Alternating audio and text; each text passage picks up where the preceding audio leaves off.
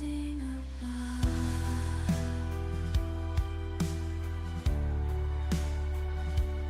Like a phoenix from the ground.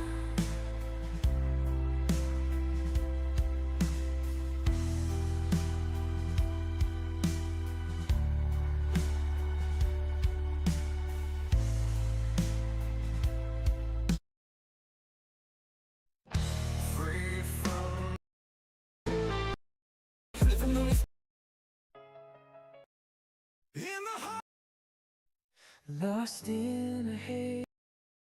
Walking tired on this road, lonely, long and heavy load. Can't believe tomorrow came. Is it real or is it just a game? My wings feel so worn out, but I know tomorrow's about. Show me the road back home, but deep down I feel so alone. Lost and found, I'm searching still in this world that's so unreal. Can't believe what I don't know. Lost in the stream, I'm just a lost soul.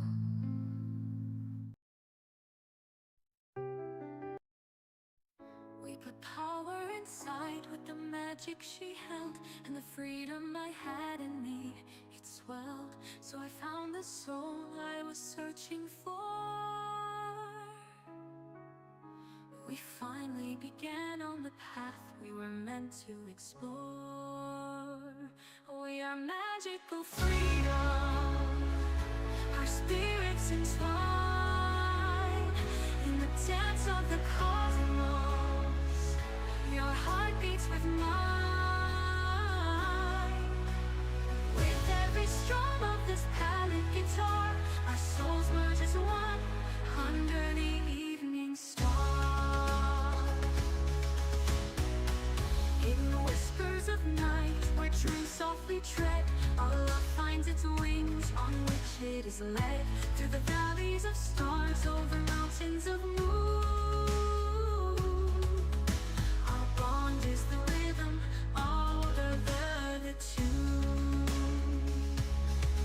And this is what I have to say, my dear. In the symphony of life, it's your voice I hear. With the valleys of stars, over mountains of moon. Our bond is the rhythm, our hearts are the tune. And this is what I have to say, my dear. In the symphony of life, it's your voice I hear. With every note that we play, with every song that we will, we live as our very will, in love's sweet thrill. We are magical freedom, our spirits entwine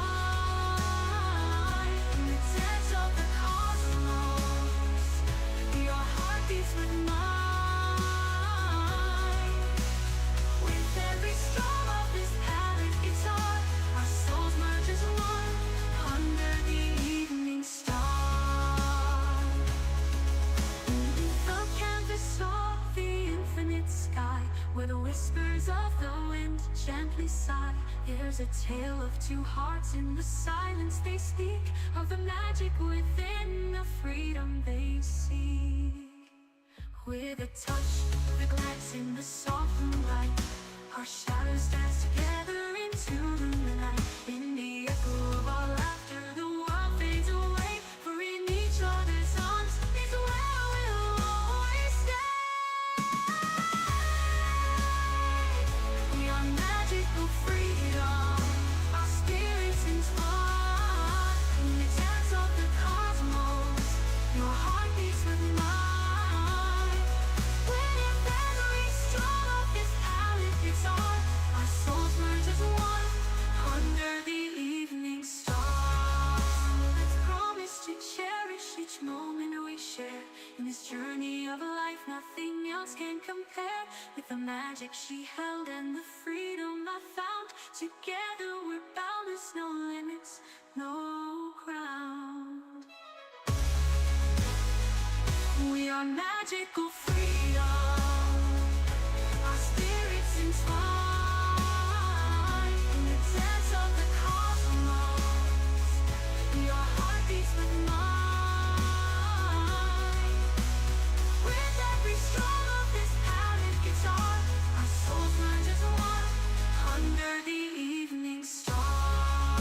Explore all the chords of this dreamy refrain, where magic and freedom forever remain. In the harmony of us, let the world see the power of love, the magic of we. In a small town down in the valley, where the shadows used to dance, we put power inside with the magic she held and the freedom I had in me. The weight of the world, a silent plea, in the mirror a stranger I'd see. Darkness whispered a relentless foe, in the depths of despair alone echo. The weight of the world, a silent plea, in the mirror a stranger I'd see. Darkness whispered a relentless foe, in the depths of despair alone echo. But the stars, they whispered back to me songs of hope for what could be. With every tear a lesson learned, in the flames of fear my spirit burned. Through the storm a distant light, a gentle touch in the dead of night. Magic found in a beating heart, a new chapter. In this moment, now we're free. No more chains are holding back on us, traveling on those track. And my feet, the beat of my street, and I'm walking along the bully beat. The hard times came, never left Tyler dreams. I never met friends, betrayed me, friends weren't there. You know my mom drank herself into a chair. My father wasn't there for the age of 18, and then I fucking changed my name. Cortana, girl entered my life with rose-colored glasses like the Ignite. I gave away my heart to a woman who didn't deserve it. What did I ever do? When I lost myself and I thought and promised hope wasn't there, and I gave up on all promises. I almost took my life 7 different times, but I still didn't give up. I still hit the grind. I gave myself away like nothing, but no one ever noticed. I've written 3 books, more poetry than I can count.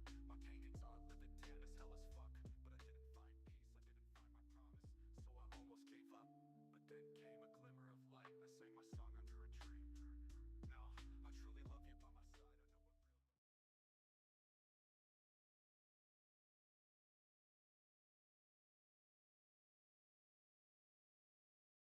Whispers in the night, revealing secrets hidden from sight.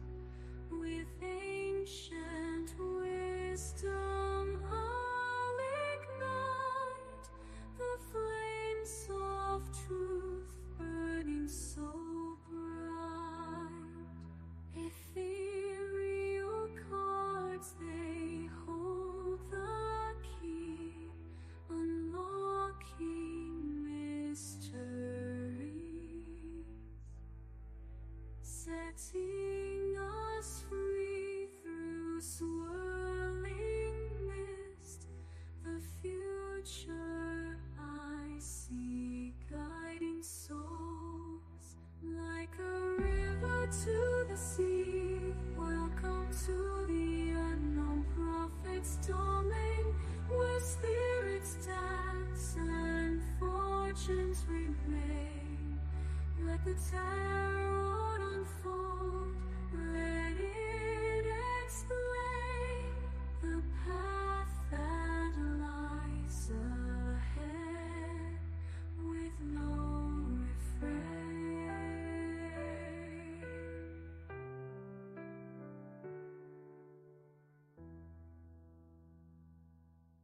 Unseen whispers in the night reveal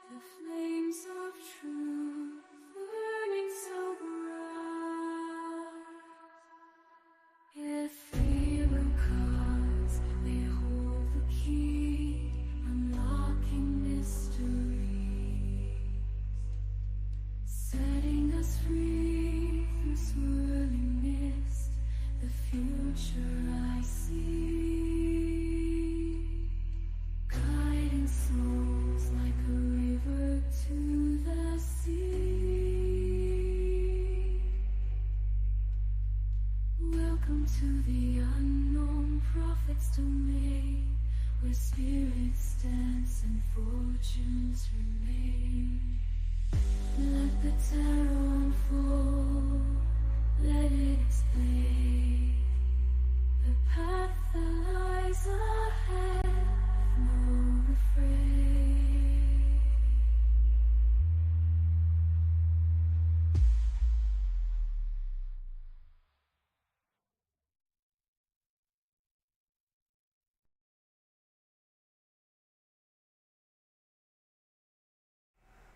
Good morning, my beautiful stars. Hello, and I am,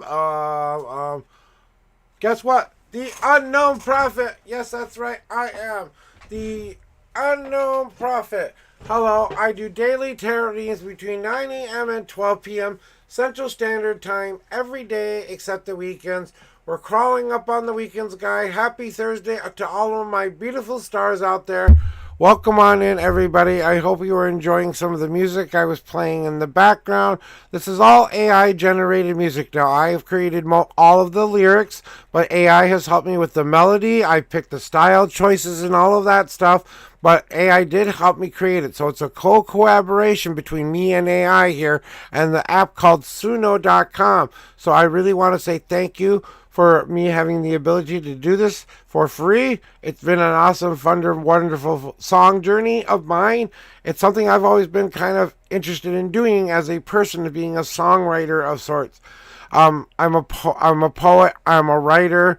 I create crafted items. I'm a painter. I am a sculptor of sorts. I'm a relationship expert in how to live a healthier relationship and how to overcome obstacles such as abuse and bullying, and overcoming thoughts of what coming to terms with your sexuality means, and what it means to be a person who loses faith and then finds faith, a person who's been betrayed by love a lot but still hopes for the best in humanity, and there's been a lot of times in my life where I've overcome a lot of the things that people said I wasn't going to be capable of doing. A lot of people said, because of my intelligence level, according to people at the time, weren't as PCA as they are now. I grew up in the 80s, folks.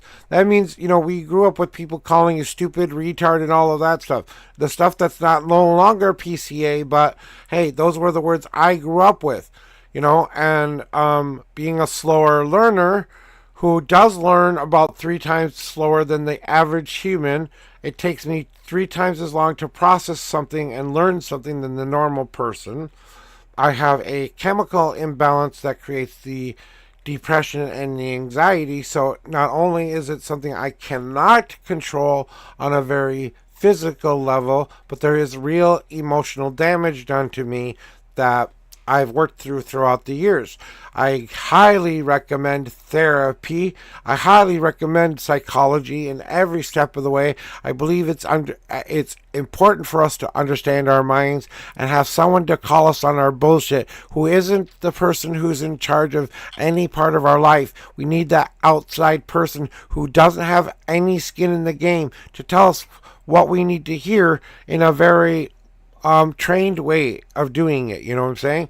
I am a good listener. I hope I am a good therapist from time to time, but I try to give my story and what has helped me overcome those obstacles.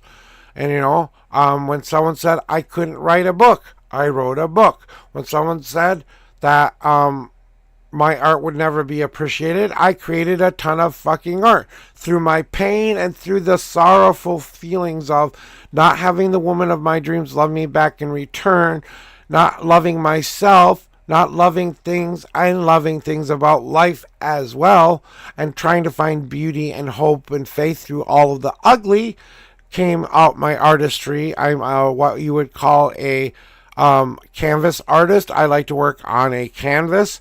I work with acrylics. I'm more of what you would call like I had a way of saying it, but I'm trying to remind myself of what I used to call myself because as an artist you don't really title yourself in your kind of art. But I'm more of the Oh fucking Christ, Jesus Christ! I draw my feelings and thoughts. I know there's a word for it, but I'm having a little moment there. I draw from my heart. I draw with my feelings. I draw what I feel, and then I try to express that. Expressionism is a good way of saying I express myself, but I'm more of the chaotic expressionist. I'm not more of the that kind of, so I'm a chaotic expressionist. I like to show my feelings and show you what I feel in my heart. So sometimes that comes out in color, sometimes it comes out in imagery and stuff like that. And yes, I made this deck. I created this deck back in 2011. Not that I was challenged to do so, but there was a part of my spirituality that was awakening at that time. And good morning to Copboy, and good morning to Apple Luna, first time chatter here. We're doing a little bit of story time before we begin readings today. So to answer your question, yes, I did create this deck. It's part of my creative things that I've done over the years. I've created about 50 pieces of artwork that I consider, like I said, creative, expressionism, but they're not like, I don't do a lot of scenery art. I have done mountains and stuff like that in the past. I do a fair amount of it, but I'm more of the throw a blot on the wall and make it look pretty the way I want to make it look pretty kind of an artist. And I'm losing my words today because I know what this word is. Expressionism is probably the best word, but there's another word on top of that.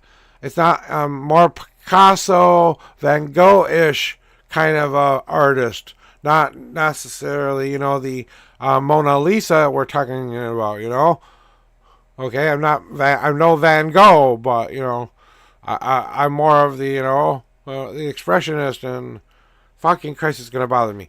Okay, I'll get back to it later. It'll pop in there someday. Excuse me, old man brain. And, yes, but I created this deck out of a lesson that I learned in a forest while I was trying to teach myself about choice and about change and about learning how to do that. And as I was going out and wanted to express my spiritual lesson that I had learned in a forest, 5 different paths, 5 different choices were being expressed to me in a very spiritual lesson, a very real life lesson I had to learn at the time. Whereas I had been giving people the credence of giving away my choice and letting people control what my destiny would be, I took my own path back in my hands and said, what have been my choices along the way? I created 5 different paths to put that out into kind of a way for me to understand it. Now, I can describe each one of those paths for you, but it's important to know that there's a way you have to look at your past path. There's a hard way to do something, an easy way to do something, a way to combine both those paths together. And I call it an unseen path, but a hard path, an easy path, pretty self-explanatory. Either you're going to have a really easy time by taking the step-by-step approach. It's more of a goal setting is the easy path. And hard path is more about going after what you want and nothing's going to stop you from getting what you want, kind of a path. The unseen path is combining both of those, but there's something you have yet to do, which is cut through the bullshit of the stuff that you have been facing, that you knew your whole life you would have to get around to facing eventually. Well, it's come time to cut down the reeds and see what's beyond the unseen that you have yet to face within yourself. So that's what I took as my first 5 paths. Oh, and the last path is called weight path, where you have to decide what you're trying to decide when you're making decisions, okay? That is called the weight path. It's where you make the best logical and emotional decisions of your life, but you can't wait around for the answers to always come to you. Sometimes you can wait a short bit and the answers will come to you, but sometimes, more likely than not, something has to kick you out of that spot and make you choose a path. One of the paths that I just described to you, the 4 other paths are the ones surrounding it. The past, the hard, the easy, and the unseen weight is the 5th path. So that's why it's called the 5 paths. And I created this deck with very real imagery from my life. All of the cards that are in my deck are events or things or lessons I have learned in my life. I designed each card with a border that I wanted. I wanted to do an elemental kind of a deck that would have some elemental aspects to it because of my spirituality as being a witch and a Wiccan with connections to the earth and people. I wanted there to be a very real earth, air, fire, water feel to it and spirit, because I believe that the fifth element is spirit, and also that there are three aspects of our life that we sometimes have to be in search of. Sometimes we need a physical good thing to do better for ourselves, a mental thing we have to do better for ourselves, or a spiritual good thing we have to start doing for ourselves. It's called the PMS of life. When we take care of one of those things, like in your life, if your physical is going bad, your mental is probably not so great either. And your spiritual probably is either the thing you're hanging on to so that you can get through the bad times until your physical body can heal, allowing your mental body to bring back to a normal place where you can be. But I put this border together for the earth, and this one is my major arcana, the most major events in my life, the lessons that I learned. All of the paths are in here. Border that all of the artwork that you see is actual artwork that I actually painted. So each one of these little squares here was an individual piece of artwork that I made, and part of the borders that you see here are from other paintings that I've had along the ways. They weren't so grand, so they only had a small bit of it. You know, a lot of yellow in a painting, you're not going to see all of the detail in it, but you know what I'm saying? So you understand that. And then I designed each card to have a meaning that was meaningful to me, and I put it out. Now, yeah, I kind of thought of doing your standard tarot deck like everybody else does with the standard everything else, you know. I am currently in the process of making it be for public. I am rewriting, because originally I created this book in this deck in 2011, so I'm updating it for where the meanings have changed from 2011. So I'm updating the meanings to what I currently tell people.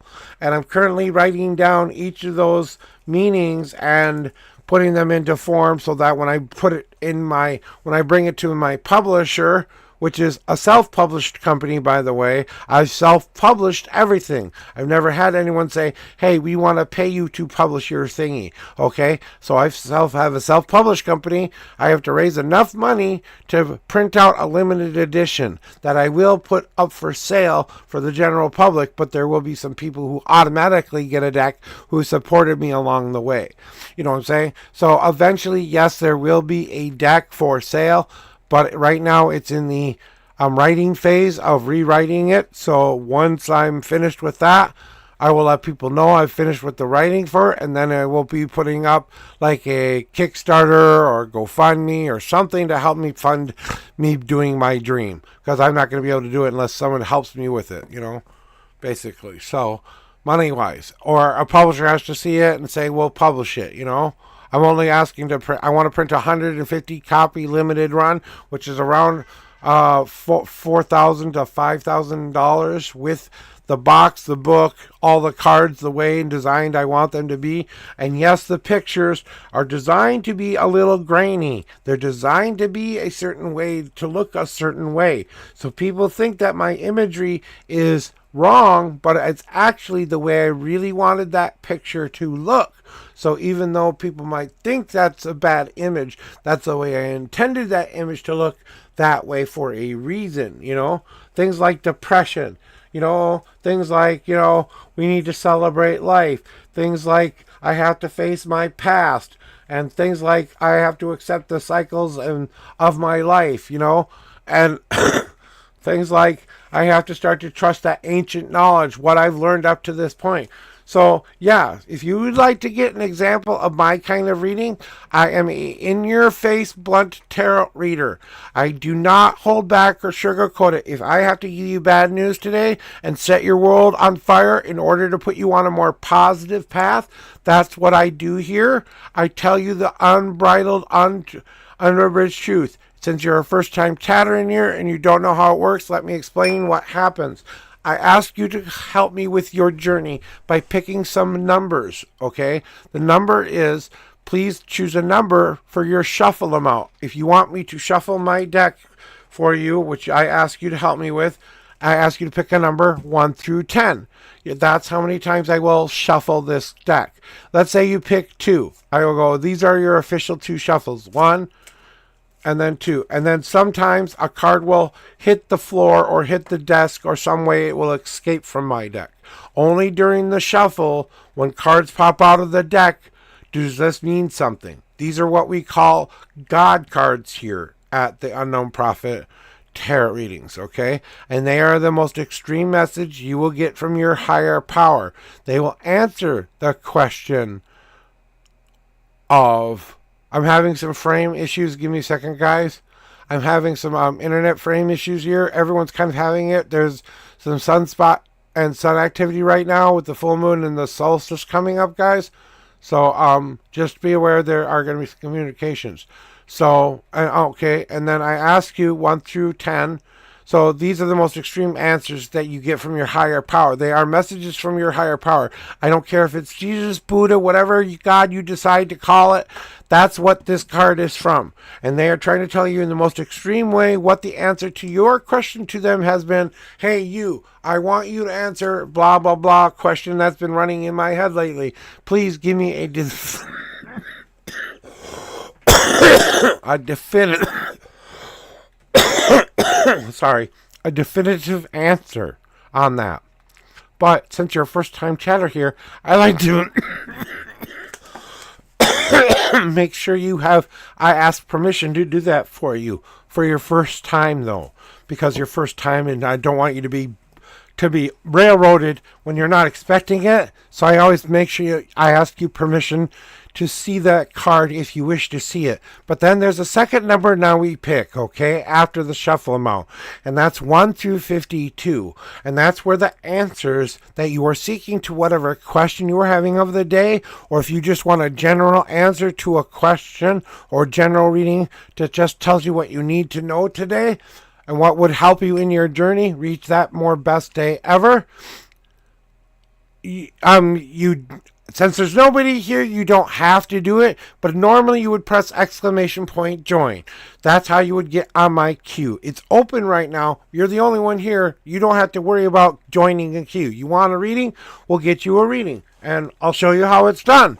Now, people say I'm scary good, so buckle up, Buttercup, because you are going to learn something today you may not have been aware of or ready for. So if anybody else out there would like a reading, that's how you join. ! join. If you're viewing this on YouTube, Facebook, or any other social site, because I do rebroadcast this here, please come to twitch.tv, The Unknown Prophet 1, and then you can get yourself a reading too. Otherwise, you'll just have to sit back, relax, and enjoy the show. Enjoy the reading room here, because you have entered my reading room, Apple. So all I will ask you is this. Do you want a reading? And if so, throw me your numbers, as I like to say, and or question. That's how we do it here. So I always say, throw me your numbers. So please tell me your shuffle amount, 1 through 10, and your answer amount, 1 through 52. And if you have a question, make it simple so I can understand it. Not too complicated. The more complicated you make something, the harder it is to answer those specific questions, okay? So, but if you need just a general reading, just say, hey, I just want a general, and I'll tell you what you need to hear today. Whichever way you want it, that's up to you. So if you came here to get something answered today, that's the way we do it. So that goes for you too, EP boy. Hopefully you were listening in there. Welcome on into the queue as well. So whenever you guys are ready, throw me your numbers, Apple, and then next, EP, you're going to be next in line after that, okay? All right, so as we like to say, I start every single reading off by doing what I call a cleansing shuffle. I just randomly shuffle the deck until my cards say we're ready for the person we're going to read for. So Apple, I ask them to tell me when they're ready for you. And then you want a general reading. Okay, now they know what kind of a reading you need from them. Now we need the numbers 1 through 10, 1 through 52. So as soon as you throw me your numbers and cards popping out of the deck, don't count until I do your official shuffles. Otherwise, it's just them telling me pre-information I need to know. It's preload, down, as I like to call it, the download. The download comes in, and then they'll say, "Oh, really? Okay, ready." And we have Apple, and 8 and 35 are your numbers. So here are your 8 official shuffles. 1. See how that worked? First time in here, first time having a God card. 1. 2. 3. 4. 5. And if you notice, I do a throwing kind of a shuffle, I kind of come out to about here, and I do like a shuffle into a throwing into my hands kind of a shuffle. And then I do that, and then cards pop out of the deck because they're meant to, So that was 6, 7, and I think that's the last of your God cards. 8. All right.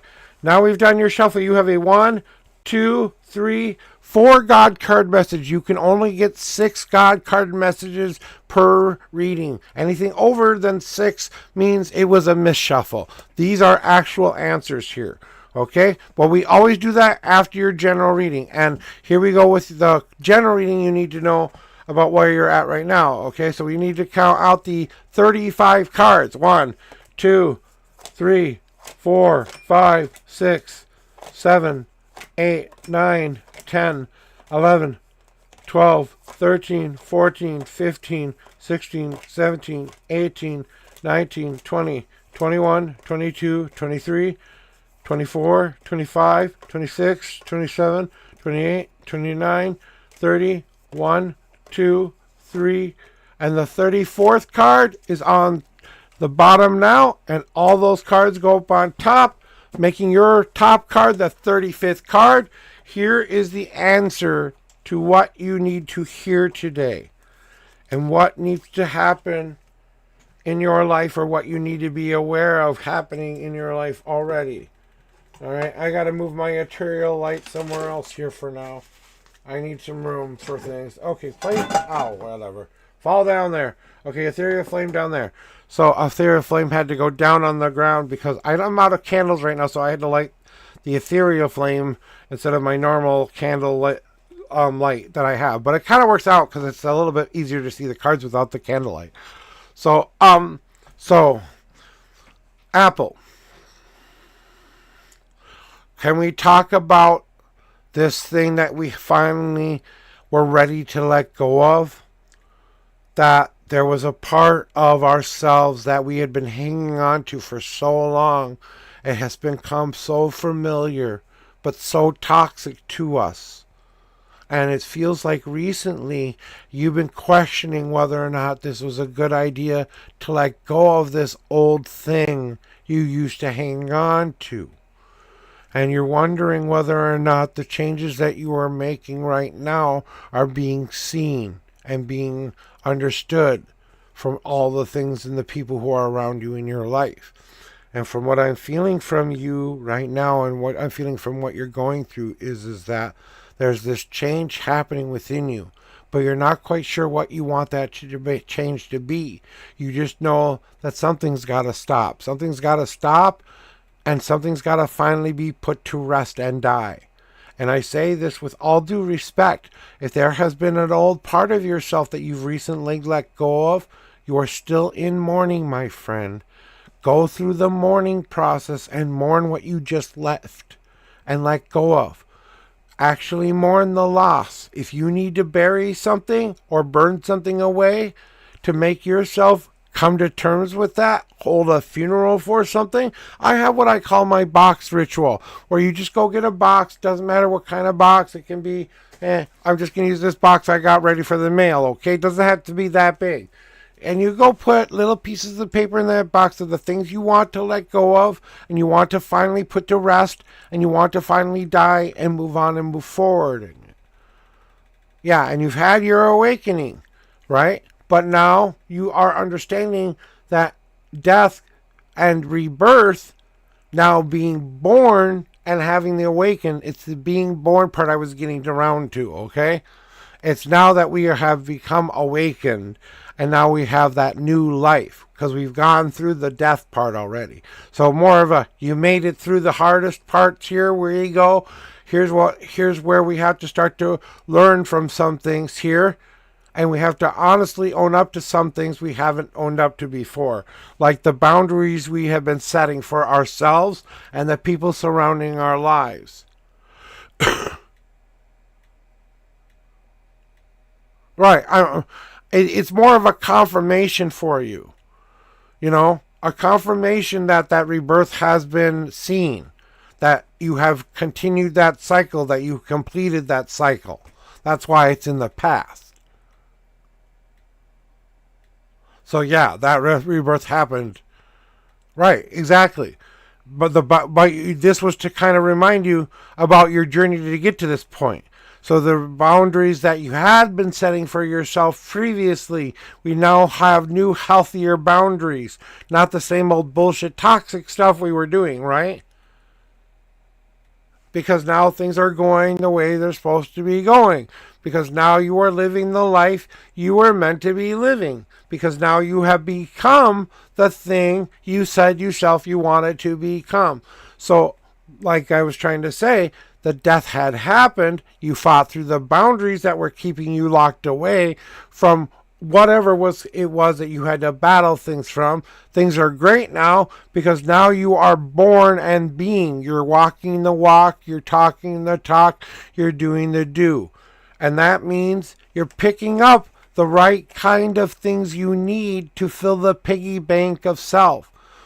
We choose to pick up positivity. We choose to pick up the right kinds of things we think we need in our lives. I call it the change, the dimes, nickels, and quarters kind of things that change us as people, that heal an old wound, that fill that empty spot we thought was missing.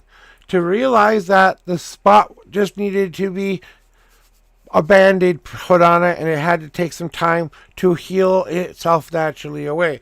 And it's just basically saying, the universe saying, we see that, and we see that change that you're making, and we see you doing it in a lot better ways than we used to see you doing it. So it's more of a confirmation for you.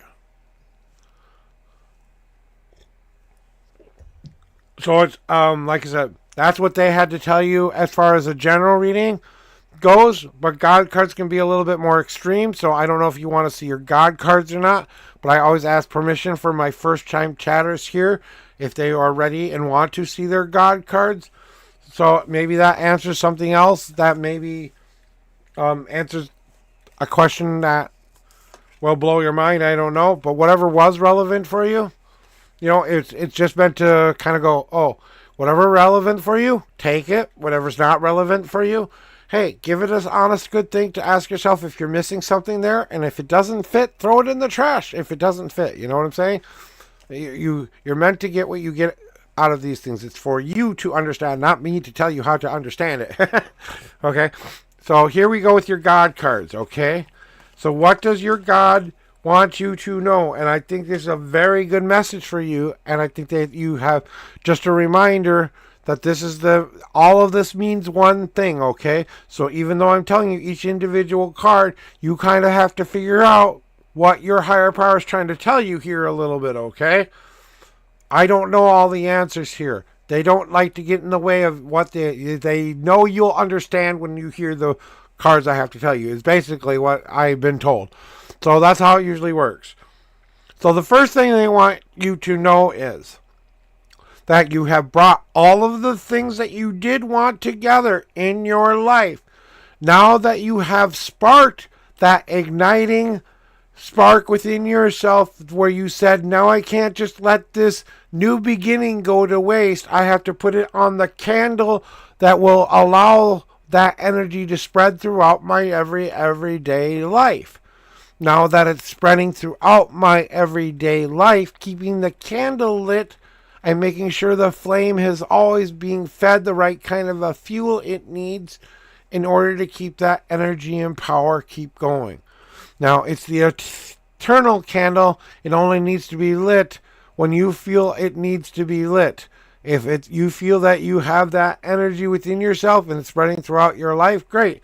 But the thing that they want you to understand is that they gave you back control. Control of the life that you said you wanted to live. Living in the ebbs and flows of what it means to navigate like a surfboard surfs the ocean, or like a sailboat sails the seas, or like a kite flies the skies.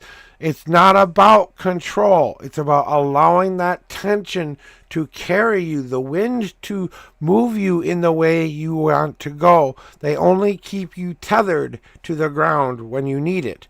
But when you don't need that tether anymore and you can fly on your own, and now you aren't an aimless kite in the sky anymore, because you've transformed from a kite into a vehicle that can navigate those skies like a bird.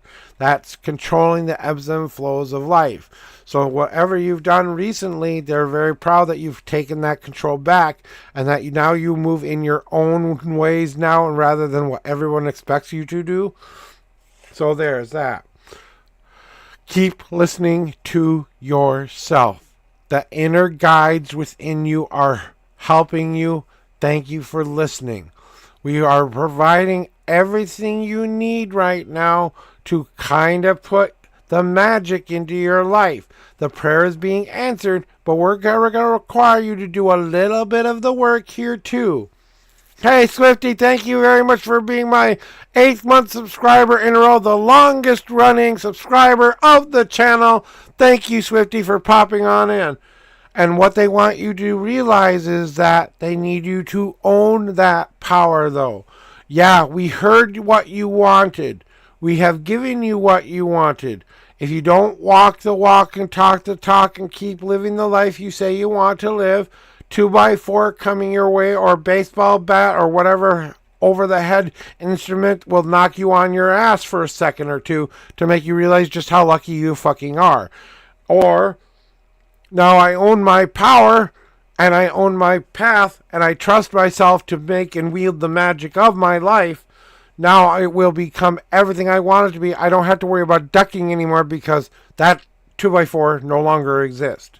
You know what I'm saying? So they're just saying to own your path, to own what you promised yourself you would do, to listen to those inner voices, to use what they are giving you, good, bad, or indifferent. That's what will take you forward into the next part of the journey going forward. It's open, it's free will game time for you, a lot of it there, Apple.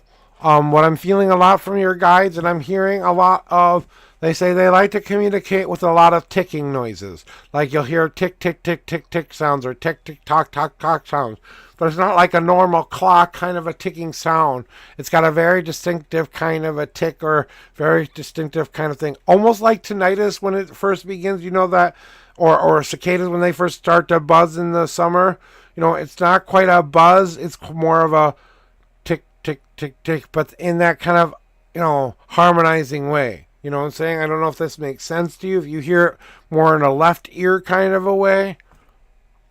Does this make any sense to you, Apple?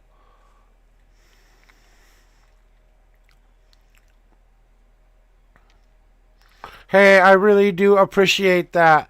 Your love and support always makes me feel good inside. So thank you very much for that, Swifty. I always appreciate you. You know, you come here and you get that. So, okay, well, the reason you hear that, that's guides basically saying, hey, listen up here. Just pay attention what you're going through right now. There might be something right in your visual, audio, or even memory of a scent that's going on in your life. You know? And it might trigger something that you need to understand about something. It might give you a preview of something to come. So they're kind of giving you that sign, if you will, okay? So that's, if you start to see that a little bit more recently now, that's kind of them trying to step up the communication game with you. So that's all they want me to tell you, is just start to listen to that and trust in that intuitively. When you feel like it means something, it does. When you feel like it's just, you know, your ears buzzing because you've had too much noise today, well, then it is that. But it's when it's a conscious, active thought in your mind, oh, I'm hearing the voice. I'm hearing the sound in my head. I see, ooh, this picture here. Oh, that means something to me, doesn't it? Ding, there we go. Okay. So that's kind of what I'm saying is they want me to make that very clear for whatever reason. So honestly, that was your reading for today. I hope it helped you move you in a positive direction. I hope that it didn't burn your world too hard. But honestly, I hope that it did move you into the direction that you want yourself to be. Remember, folks, I put your future back in your own hands. You have the right and responsibility to go live the life you want to live. So go live your best day ever. To start those moments today by saying today will be my best day ever. Yeah, I mean, I call them downloads because that's kind of my way of understanding it. It feels like the internet, high-speed internet, gets all put into my head all at the same time, and I am Google search and being asked to answer the question. You know, basically, I'm just Google search for the gods. EP boy, whenever you're ready, it's gonna get time for your communication time. Here is come. Please enter the reading room and let me know that you are here. Throw me your numbers and your question, as I like to say. We do give everybody 3 minutes when it is busy in here. That's more than 5 people who want a reading. We start a 3-minute clock to make sure everyone gets their turn. Yeah, and mine are like a movie in my head too. Yeah, it's like downloading a movie. Hey, Marshy, what you change your name for?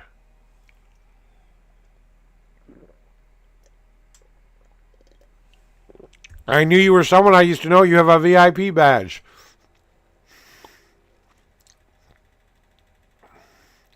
Those just don't come by. Okay, well, if that's what you like, that's what you like. I will call you EP Boy from now on, you EP Boy. So throw me your numbers and your questioning. Plus, people kept stumbling your name. I understand. I get you. Well, it's your turn, buddy. I'll start clearing the cards off for you. Hey, Apple, you're welcome. Like I said, maybe some of it resonated, and if some of it doesn't, it's okay. We're not here to make you... we're here to tell you what we tell you. What resonates with you is what you had to understand today. And even the stuff that didn't resonate, maybe it makes you question some things you had been thinking about, right? Well, I'm going to forget. I'm going to see EP Boy on my screen, and I'm going to call you EP Boy. That's what I'm going to say. Unless you remind me every time you come in here and say, oh, it's me, Marshall. Okay, then I will try to remember that. But remember, old man brain doesn't work sometimes, okay? And I'm still doing a cleansing shuffle for you, and they're almost saying we're ready for you. Okay, fine. Settle down. It's okay. Jeez. All right, then, Marshall. Here are your 7 official shuffles. Get that question ready. 1, 2, 3. That was a too many. 4, 5, 6,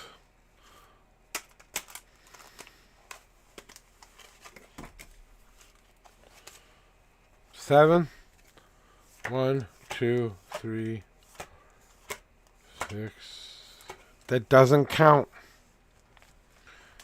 And I have to do another shuffle for that. 6 and 7. All right, now we got the 8th card. 1, 2, 3, 4, 5, 6, 7, and the 8th card. All right, well, let's find out about the songs, right? Oh, I'm glad we got the cards we got, because it's good news for you, my friend. Good news for you, okay? Oh, no. You asked your question. No backing down now. You get to know your answer. Nah. I'm just joking. But honestly, but it is going to have a lot to do with that, honestly, because that was on your mind anyway. So it's going to be generally an answer to that question, but also kind of help you with things. So, hey, we need to understand this about ourselves right now. So, Marshall, remind yourself about why you planted those seeds in your own song. Why did you write the song for yourself, first of all? Why did you decide that melody, that phrasing, that way of going about singing the song, the tempo of the song, the melody, the way the song changes in certain parts? What seeds did we put down in a very physical way by writing it down on paper so it can be followed along later? It's one part of the seed. Now it's the mental part, which is going in there and doing the song, putting it into the ether, putting it out there so other people can hear it, so people can understand it and maybe feel what they need to feel through your music. Reminding yourself that interpretation is all subjective, that they either love it, hate it, or whatever. It wasn't about whether they loved it or hated it. It was about the need to create it in the first place. Then that spiritual reason, when people who do connect to the song reach out to you, telling you what they feel, that they are reconnecting back into you. And what you are looking for in the songwriting is that garden to grow. And you're developing that garden now, because everything that has been causing you the issue and the problem go into the writing. The things that you are battling through goes into the writing. The overcoming of those things goes into the writing. The best songwriters of the world write from experience, their heart, and what else do they have that nobody else seems to have? They don't give three shits about what you think about their life. They don't. They live, they go put their music out there, they live the way they want to live it, and they don't apologize for it. You are a flower. You have to remind yourself that your songs have beauty. They're not always going to be chosen as the beautiful thing in the garden. A dandelion's a flower, but a lot of people look at it and go, oh, ugly weed. We remember this little analogy that I do a little bit sometimes? And it's an analogy I use a lot. Because the beauty that we have already had and we were already born with, the beauty of our lives that we want to share is that the point is people will love it. People will hate it. But that's what moves us and shakes us in our lives. It's that understanding about why that moved us in that way. The beauty of it is you brought that out because you were who you were. And nothing else did that, because you shared that vulnerable self, that vulnerable heart, that pure, raw self on a piece of paper, right? And you're asking yourself if this is still something that you want to do with your life, and if you want to keep working on it, well, you're the one in control of putting down the right kind of seeds or not. You don't have to keep growing the same seeds if they're no longer the ones you want to grow in your garden. No one says you have to keep doing this. You can feed the ones you've already planted and see what happens when you have those grow into your life. Or maybe you start with a whole new kind of seed. Or maybe you wait for a while and a season goes by where nothing happens at all. You just keep doing what you're doing until you can figure something else out. You're bringing all of those tiny little parts of your life together. And through all of this, the songwriting, the life choices, the style and music you pick, the way you want to convey the story, the way I will hear that story and hear my heart break, be happy, XLOV, whatever other emotions you can put in there. Because it's about me writing my emotional vulnerability and whether you relate to that or not. So that's basically what they're telling you there right now, is to bring all of those things that do have meaning to you and let that be the light that focuses in on what you focus in on, and let that be the thing that spreads out throughout the rest of your life.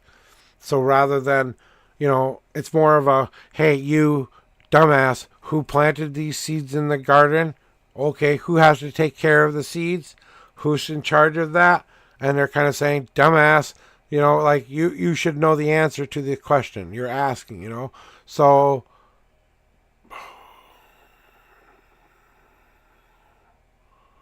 what they want you to know is, of course, you should keep writing, because even this reading here, brings certain feelings and thoughts to the surface. Now putting that onto a page in a melody in a way that people will like, it's a very hard thing to get something right. But when you get it right, you get it right, right? And you know that. Just you have to start to believe in that light will spread out. That music that we create, that piece of music, when I turn on the radio and I hear something for the very first time, it's not the first couple of notes that makes me love the song.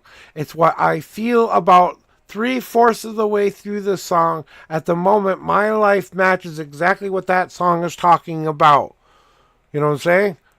AKA, I'm breaking up with my girlfriend. The song is talking about breaking up with your girlfriend. Yada, yada. You get the point. You know?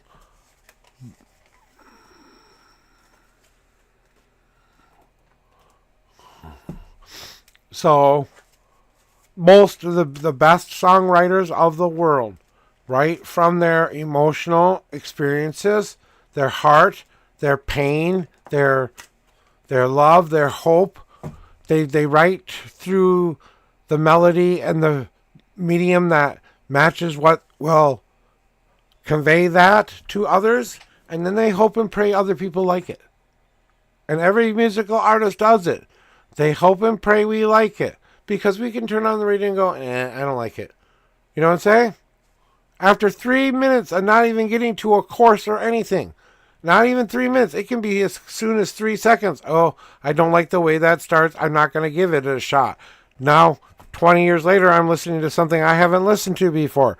Or some young person who's never heard it before goes, who's AC/DC? Okay, I know I feel old when people say something like that. You know what I'm saying? But hey, I realize I am old and I have to be okay with that. You know? And EP, the song choices and things that you're writing about right now, they're going to be relevant to some people. Really relevant. And they're supposed to stir those emotions. Quit worrying about what their reaction will be and write what you want them and how you want that song to be conveyed. And do it honestly. And you'll be just fine. I mean, look at people like, okay, let's use a couple of people for example. People like Weird Al Yankovic. He took a gimmick of making fun of songs and turned it into a career he should not have had. He was the quote-unquote unPCA's person ever. The more he made fun of your song and the lyrics of your song by either copying it, doing something horrible with the wording or the imagery of the song or whatever, but, you know, he made it into a funny experience, not only talking about his own insecurities in his life, doing it as well, but making it funny for the audience and relatable for the audience to get it. So that he would do things that would be relatable to the audience. How many of us have been in the bathroom going, I'm bored, waiting to poop, and you start patting your belly and you start making up a song on the spot? I know there's a couple of people out there who do that. You know, because you're sitting there waiting for things to go plop, plop, fizz, fizz. And it's taking its sweet ass time, and you just aren't having a very functional day for whatever reasons. Okay, and you're sitting there going, and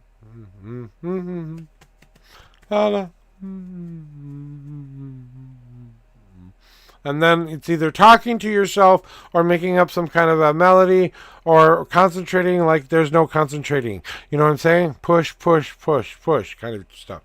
So you know what I'm saying? So, you know, we all have a musical experience as a child of some way. Music connects to us all.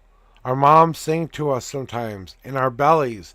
We hear music because they put the melodies on on their bellies sometimes. Sometimes they play rock and roll. Sometimes they play classical music. But whatever they play conveys a place of peace for us. You know what I'm saying? It fills in that spot that we needed a Band-Aid at that moment for. You know what I'm saying?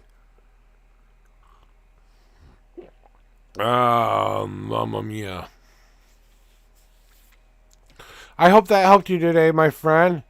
But we're here to talk about whatever you need to talk about today. So, what have you been doing with your music lately? Do you want to tell us what you're working on, and if you have a goal of when it's available for public consumption? Do you ever have a piece of music you can send me a link to that I can share on live with everybody so that we can kind of give you an honest reaction to it? I mean, let us know when you're ready for stuff like that. We'll help you with that. You want the honest, unbiased reaction? That's what I will give you. Hey, the lyrics work too. Okay? I write a lot of poetry. I love to write words that match things. A lot of my poetry songs like song lyrics. Hey, if you want to finish part of it, and you want to share what you've done up to this point, and you feel comfortable doing that with everybody here, we would love to see it. We would absolutely love to see that. So if you are ready to share what you have so far, knowing that he has not finished these lyrics yet, that this is just how he's got to this point. So reminding you when you're critically looking at this, be honest with him, but reminding him he hasn't finished the lyrics of the whole song yet. So I'm going to go with what he's got here, and I'm going to try to read off in the best. Okay, do you have a style that this is supposed to be in? Let's start there. What is the style of music? What is the tempo of the music? So I can get an idea of this song here for a second, okay? I want to get a real honest idea. So what was your what style of music was it first? What's your genre? Whatever that may be.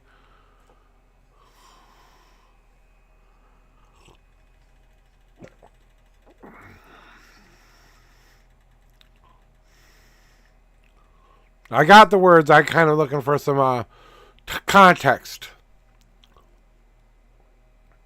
Deep. Okay, got it.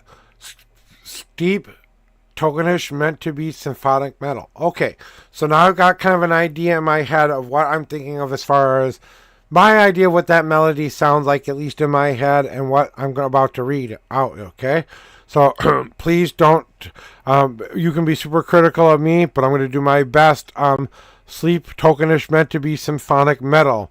Okay, so symphonic metal here. I wish to give you all that is left of my heart. Every broken piece must turn us to a night where the holy grail, the blood of sacrifice. I am the broken vase, you're glad that fills my life. Cracks of my life. Devotion is a good potion. Emotion sets in motion your holy shrine. The last priest hailing, you're the hurricane. I'm shipping you out. I swallowed the sailing. Blah, blah, blah, to be continued. Yada. Okay, my very butchered way of doing your symphonic metal song. So, there you go. I don't know if that's what you're looking for, but that's what I came up with. Okay? So feel free to critique me. But from what I'm hearing in my head, yeah, I know, getting the lyrics wrong was adorable. I'm not the best reading of words person to reading out loud person. Sometimes I have, and remember, I don't have dyslexia, but I have a slight dyslexic brain. Every once in a great blue moon, like very rarely, I switch the words around. It's not dyslexia because I don't have it all the time, but it is a brain. Well, I was born with it.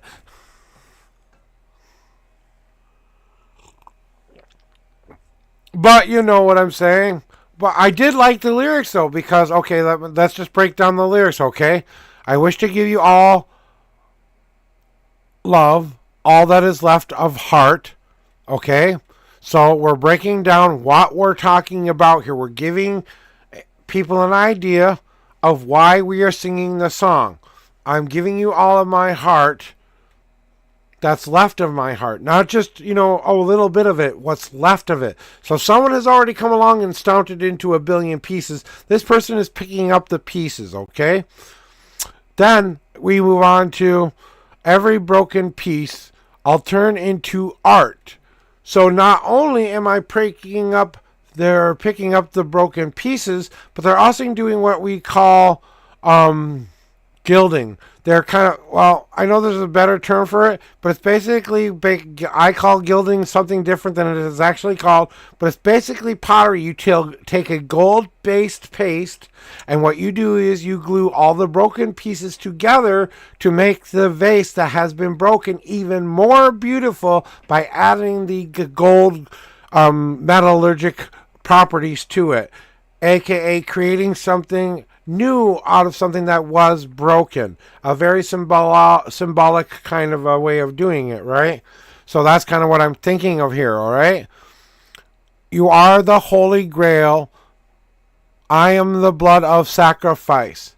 So, holding back to what that Holy Grail message means, the Holy Grail is all about the rebirth of life ever after, the promise of Jesus, the promise that life ever after will be eternal. The Holy Grail is the covenant of that cup, the cup that held the blood of Jesus when he was being given his last rites by John and all the other people, and his hands were being washed by that funky old little crazy person there, and then Pilate, and then we have Judas doing what he did, but he was meant to do that. It was a part of God's plan. And people always think that Judas wasn't a part of God's little plan. Of course he was a part of God's little plan. He needed him to betray Jesus in order for him to be the true sacrifice for his beliefs. Something had to happen where he got betrayed, and he has been sacrificed in the name of the old gods because they don't want to accept the new God that is being presented to them, the love and the light that will be found through him after he resurrects, and blah, blah, blah, blah, blah, blah. So getting past that part, right? I am broken, and this is just my interpretations of it. I am broken vase. Your gold hurts like that fills the cracks. That's why I talked about that part about the glue glowing together. And then we get into your chorus. Devotion, a godly potion, emotion. It sets into motion the holy shrine. I am the last priest hailing. You're a hurricane. I'm ship you swallowed sailing. So I know I still scuffed the words again, but when I read that, I'm trying to break that down and to go, okay, obviously we know you're devoted. Obviously we know you're devoted and full of emotion. We set things into motion, but what are we setting into motion? We're setting the power of your light that you have found through the spirit of whatever, that you're a holy shrine, the last priest hailing, holding steadfast, the last priest in line saying, no, I will be the voice of God. I will stand. I am the hurricane. I ship you swallowed sailing. And then the shipping swallowing you sailing, I'm interpreting that to mean, you took that within you. I really liked the lyrics. Did I go drop frames again and I didn't know? I'm really sorry, guys. It's not a me issue. Everyone is having internet issues right now. There are a lot of sunspot activity right now, and a lot of things happening in the we can't control it thingies that are just kind of getting in the way of our electronic devices right now. Things that we couldn't change if we wanted to. It's not like we can make the sun move out of position or not have flares. You know what I'm saying? So there's a lot of internet issues and glitches right now.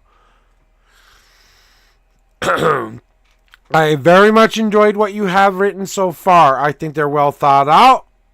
Like I said, I butchered them, but I like the lyrics. I try to think about the song and stuff that you want to write there, and then I get an idea. Now, have you heard of Suno.com yet?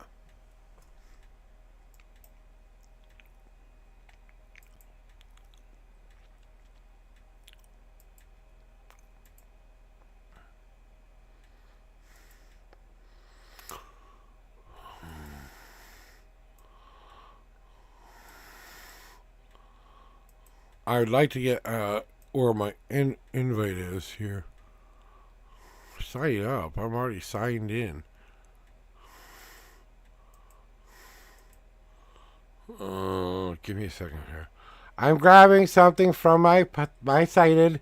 I'm going to send you a link to the songs that I've created, and then you can check out what I've done. This is all original wording for the most part. I would say 75% of what was being said here, I wrote myself. There was a 25% helpage rate on some of the chorus and stuff like that, tying it together kind of stuff that AI helped me with. But all of the things you see here, this is what I created. Here is the site, okay? And here's what I created. And you can go in there and you can put your lyrics in, put the kind of music you want, and it will come up with an idea that maybe gets you inspired to write the rest of the lyrics. Or it can even help you write the rest of the lyrics of the song. Now, there are different versions that you can help create. You can do a very simple 2-minute version, right?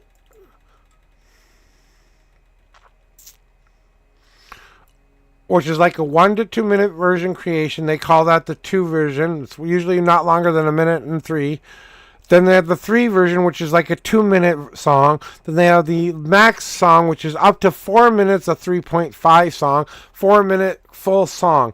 And you can extend one of the songs that you like into a more longer song if you want to. I have examples of that on my playlist as well, of how I did that as well. So you can type in your lyrics.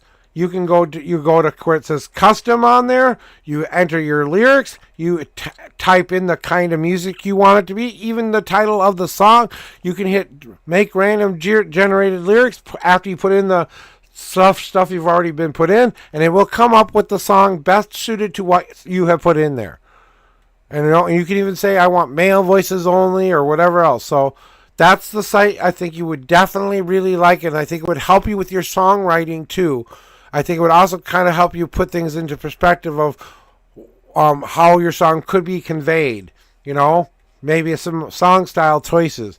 Now, reminding yourself that this is an AI generated program, that I do not know about rights and all of that stuff of who owns the music once you put it in there and stuff. So do your due diligence before you start typing anything, okay? I don't want you to lose something you created that you have originally put your hard work into, and then Suno comes along to go, because you can make this a private list or a public list. You don't have to put everything out there into the ether, but if you like what you hear, you can make it public for other people to find and listen to, you know, and maybe get some feedback on the song, you know, because it's a like up down system. Do I like it? Yes. Or don't I like it? Yes.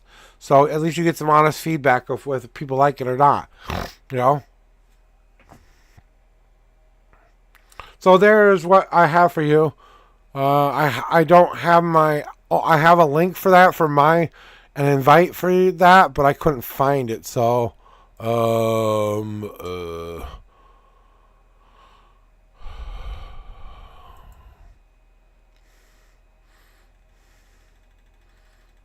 it gives you, okay, there's a free way of doing it too, and there's also a premium way of doing it too, okay? So let's say you do have a melody in mind, but this costs money, this feature costs money, okay? If you have a melody inside, like you have an idea of how you want the song sung and stuff like that, you can sing part of it into a voice recorder and then put that into the voice generator, and it will create something out of what you put in there as far as a voice clip too. So it does have other options that you might like as a songwriter that'd be better for someone who's just playing around with it to make something fun to listen to while we're doing streams once in a while. You know what I'm saying? So if I can find a way to... Oh, here we go. Invite a friend. Here, do me one favor, okay? If you're going to do it, please use this link here so I can get a little bit of credit for inviting you to Suno, okay? So I'm not asking for much, just a simple, yep, you invited me. So the first tab is my examples of my song. You can listen to them. You can read some of the lyrics that I put together. The best one that I feel really conveys my artistry as far as a writer is called Mad to the World. That is all my lyrics. All of it is my lyrics. There is not a single AI generated lyric. I misspelled some things, and that is actually credence to original lyrics, okay? So there's some parts in there that we're supposed to say things like friends, and it says French, and then like it says Cortana girl, and it's supposed to say,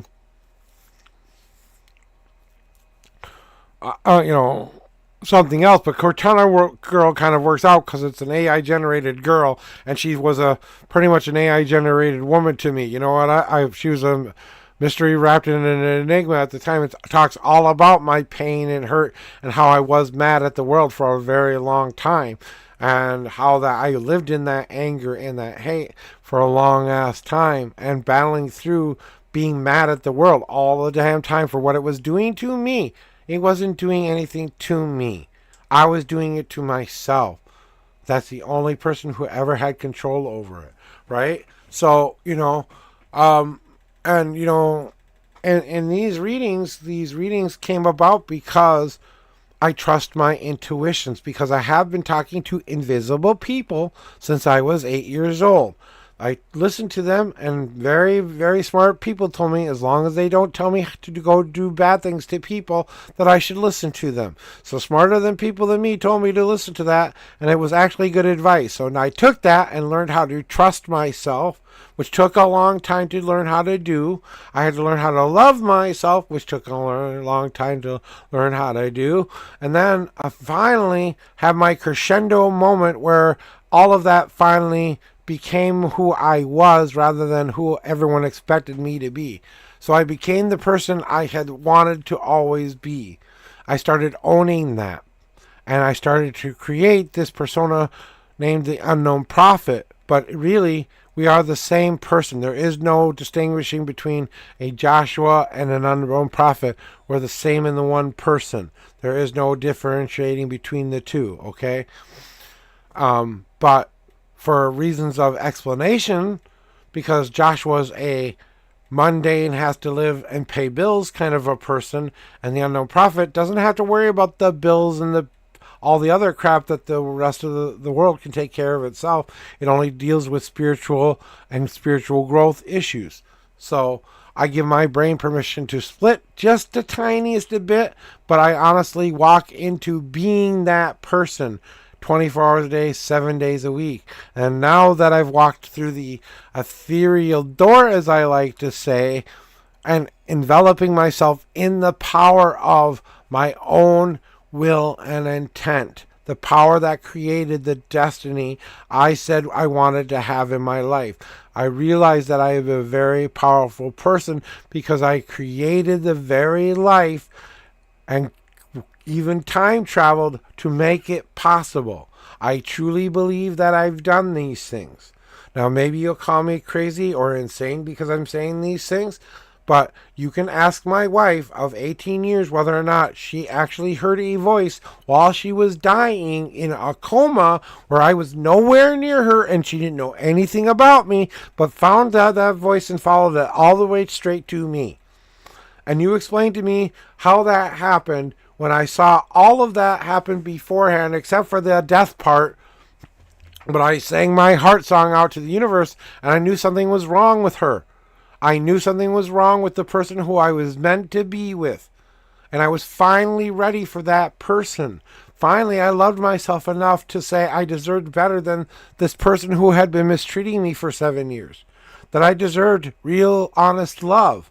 That I didn't have to hide behind what everyone thought, what I thought my old expectations of what love had to look like. That I could have my cake and eat it too. You know what I'm saying? And to realize I had that power and the gift to rewrite destiny, to have the power to rewrite fate. Do you realize how scary that is, to have that power, to have the ability to do that to yourself or anybody else who might ask of me of those things? Because if I can do it for me, I can do it for you, right? That's what scares me, that I have the power of a God in my hands.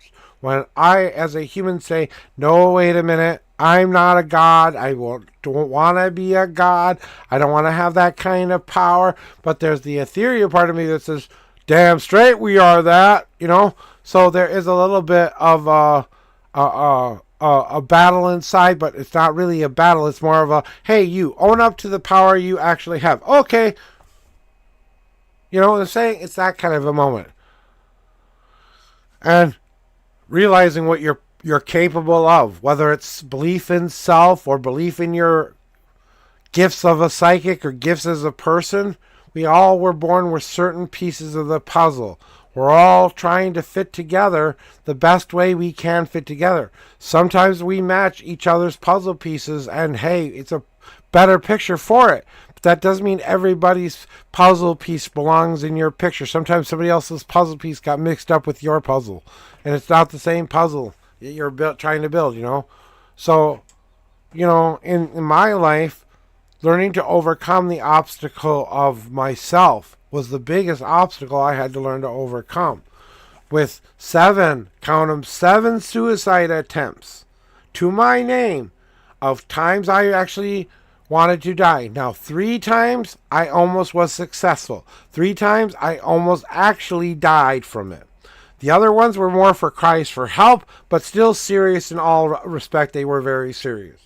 Okay? And one was out of my control. My brain broke too bad. I don't count that as I count it as an attempt, but I don't count it as a serious one because my brain did what it did to protect itself. You know what I'm saying? So there was one moment in my life where I lost consciousness for 6 months, and I had 7 to 8 different personalities, all trying to work out the abuse of my past, my father not being there, my mom being an alcoholic, my being responsible for my brother, going to school, coming home making meals, you know, being the responsible person at, 8, 9, 10 years old tends to mess with the kid a little bit, and all these questions about, having all these kids tell me I'm ugly and that I'm not, that I'm weird and I'm strange and I haven't done anything other than I have to ride the short bus from time to time because I go to a different school than they go to, but I still ride the big bus to get to that school. You know what I'm saying? Or now I'm going to special classes that you don't have to go to and I have to go to. Because my brain doesn't understand what the teachers are trying to teach me. They're going too fast for me. You know what I'm saying? I don't understand them. I don't get it. I am not a read it kind of a person. I didn't make it through Harry Potter as fast as everyone else did, okay? I loved the books. I devoured them, but I devoured them in a way that I could handle it too. I think I wrote a chapter every 3 weeks. I wrote through a chapter. Every 3 weeks I read through a chapter. So it basically took me 3 weeks to read one chapter. Just one page at a time. And then there were times where I just devoured chapter after chapter after chapter. About the 3rd book in, I was done. I was already hooked, line, sinker, reeled. So, But the creativeness in me has never died. The need to put myself out there, to be accepted, to be loved by many. Because a lot of people didn't love and accept me when I was younger. Because I was bullied, told I was different, stranger than them, which was true. But I had to own up to that power, Oh, okay. I don't know what's Anyway, but you know what I'm saying? I had to own up to that power. I had to own up to that gift that they were giving me.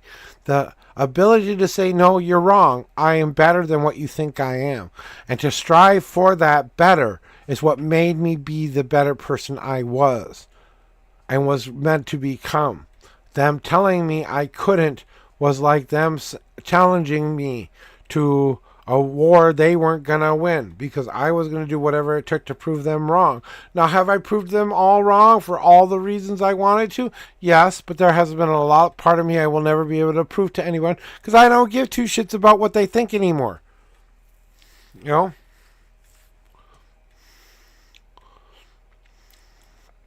And my painting, my poetry, my podcast episodes or things that I used to do that were more a different way of putting my message out there to the world. I had a podcast before I did this that was to promote small businesses in Minnesota and other places around the world because I was a big proponent of small business. So I would try to find small business owners and give them an ad by interviewing them in a very comical, satirical way. Okay? So and it was meant to be fun, and it was meant to be a way to introduce people to the world and what they were doing to make the world a better place was the whole point of the whole podcast. If you want to go check out some of that, it's still on YouTube. It's called The Josh Show, or you can just check out my link tree, and there should be a link to some of that Josh Show stuff out there still. You just got to type in The Josh Show, and you should find something out there still.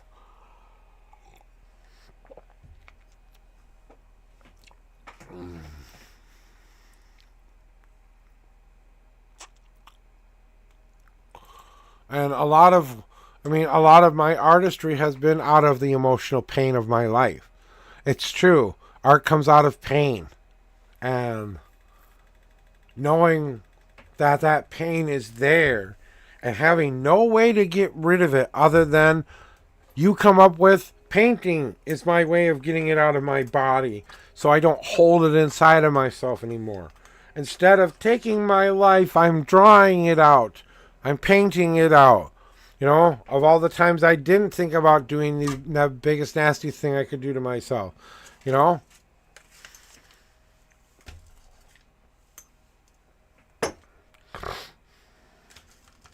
And suicide is not the answer, people. It's not. It just hurts the people you leave behind. It doesn't do anything good for you.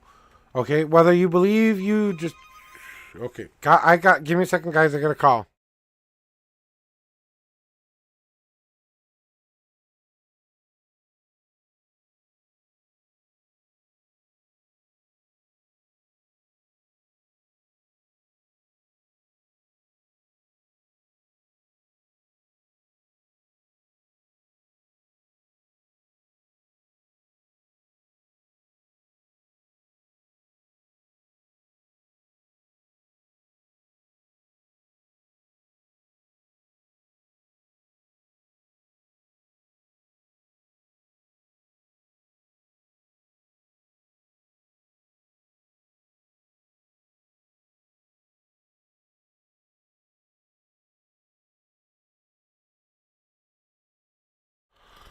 No, I will not donate to the Trump campaign.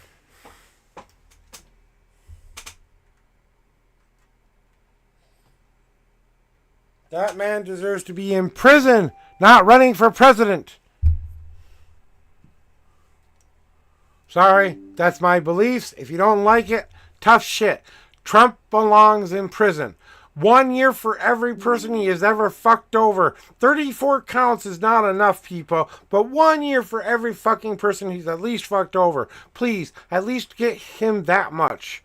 Because I won't trust the system anymore if he doesn't see at least some prison time. Okay? I won't. I will never trust the system ever again. It's a rigged game. There's nothing I will ever be able to do to prove to them that I can get away with anything. If the President of the United States can get away with that crap, so can I, people.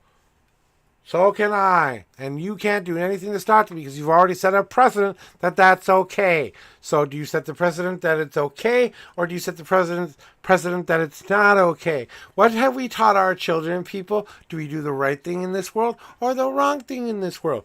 Now, whether you agree with my view on the world or not, I'm not saying Trump is a completely bad person. I believe he has a lot of character flaws, and a lot of things that happened to him in his life made him be the person he is today. I do not flaw all of Donald Trump. I believe he has a very, very one world view of how he wants the world to work. I do not like the way he was as a president. I do not want him as my president ever again. So I will do what I have to when November rolls around by not voting for him. You know, and I hope he doesn't even make it to the voting polls. I hope they have to find a different Republican nominee to put in his place. Like, I don't know. Why don't we go with the one? Oh, wait, wasn't he, interested in some other person? Maybe if he'd have teamed up with Hillary instead of throwing her under the bus. I don't know. I don't know if that would have been I don't think it would have worked out for either one of them, honestly. I think it was a doomed presidency.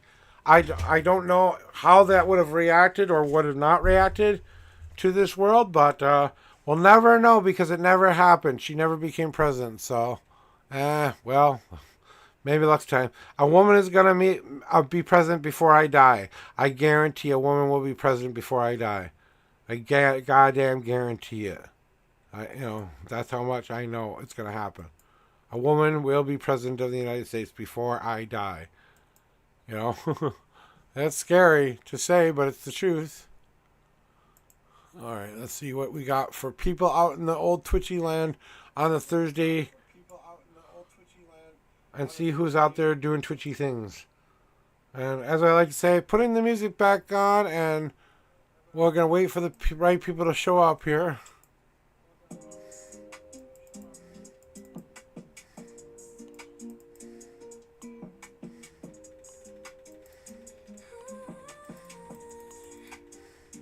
You can be my golden sunshine.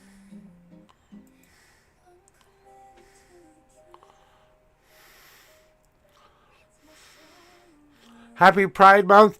And I know I didn't say it yesterday, but Juneteenth is an important day to make sure we remember, guys. So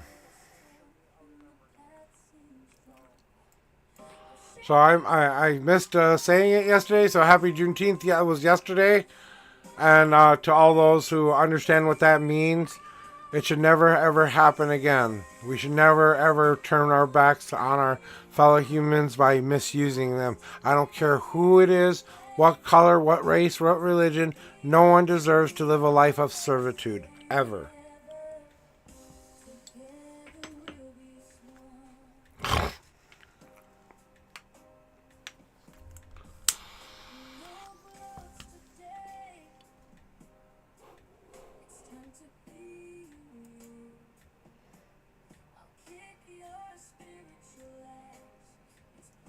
Ooh.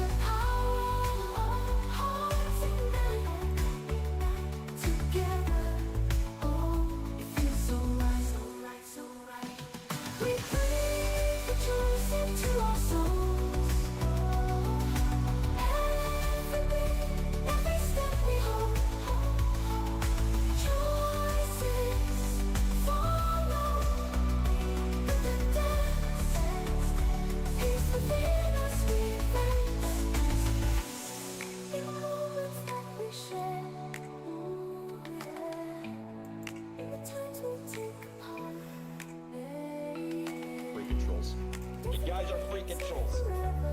Next race is beginning. If anyone beats this map. Oh, Hunchback, by the way, you got a compliment. Someone said they liked the map. I can't remember who it was, but someone said they liked the map. I agree. This map is awesome. If you win, you get $200. If your marble is the next one, if you get past the lasers, I'll give you the exclusive Can of the Top Marble skin, $35 prize package. Juiced energy. As always, you're following the stream eligible for the prize money. You never, ever have to sub here. Godspeed. 10, 9, 8, bam,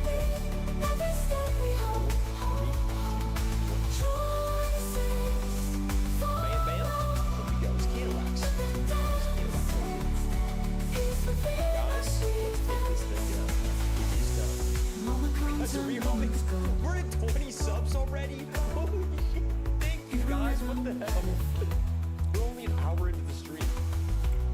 Guys, I might be drinking a little early today then. It's Thirsty Thursday. Holy smokes. Let's do. How about some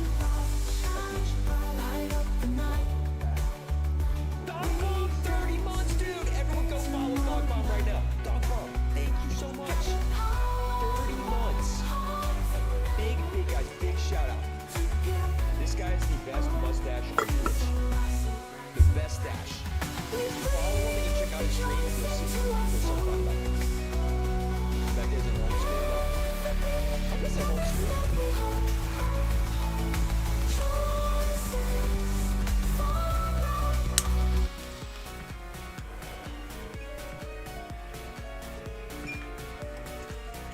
In the twilight embers, where the wild thyme blows, the white witches gather, where the silver stream flows, with the earth at their feet, and the stars overhead. They dance with the elements by the old gods led. Dance, dance, the witches chant with fire, water, earth, and air, in perfect love and perfect trust. Their magic spreads everywhere. Through the circle of stones, to the beat of the drum, they summon the power where the magic comes from. With the flick of the wand and a whisper of might, they turn darkness to dawn and day into night. Dance, dance, the witches chant with fire, water, earth, and air, in perfect love and perfect trust. Their magic spreads everywhere. For the Lord and the Lady, they raise their voice. In the dance of the elements, they rejoice. With the power of positive, they overcome every obstacle until their work is done. They weave spells of healing, of peace and of grace, a trail of harmony in every trace. With the balance of nature, they find their path, guided by the light and never by wrath. Dance, dance, the witches chant with fire, water, earth, and air, in perfect love and perfect trust. Their magic spreads everywhere. For the Lord and the Lady, they raise their voice. In the dance of the elements, they rejoice. For the Lord of the Woods, where secrets are kept, the witches commune where the greenwood has slept. They speak to the trees, to the sky and the earth. In nature's embrace, they find their rebirth. With hands joined together, they feel made. Will Chatty wake up today? And what will happen when he does? I can't wait to see how he RPs his way back from the dead. With the life that they cherish, in the dance of the wild, they never perish. Beneath the moon's glow, where the nightingales sing, the witches' enchantments in the air do they fling. With Sit the back, relax, and chorus listen to of the music. I've I was just kind of talking to a couple of my other people who I talk to online once in a while, and just kind of, vibing out with the music, and, that's about it. So this is some of the music that I created too. So these are the songs I created through the Suna app. If you're still around there, and I think I can turn it down just a little bit for you here, maybe halfway. That way you can actually hear me.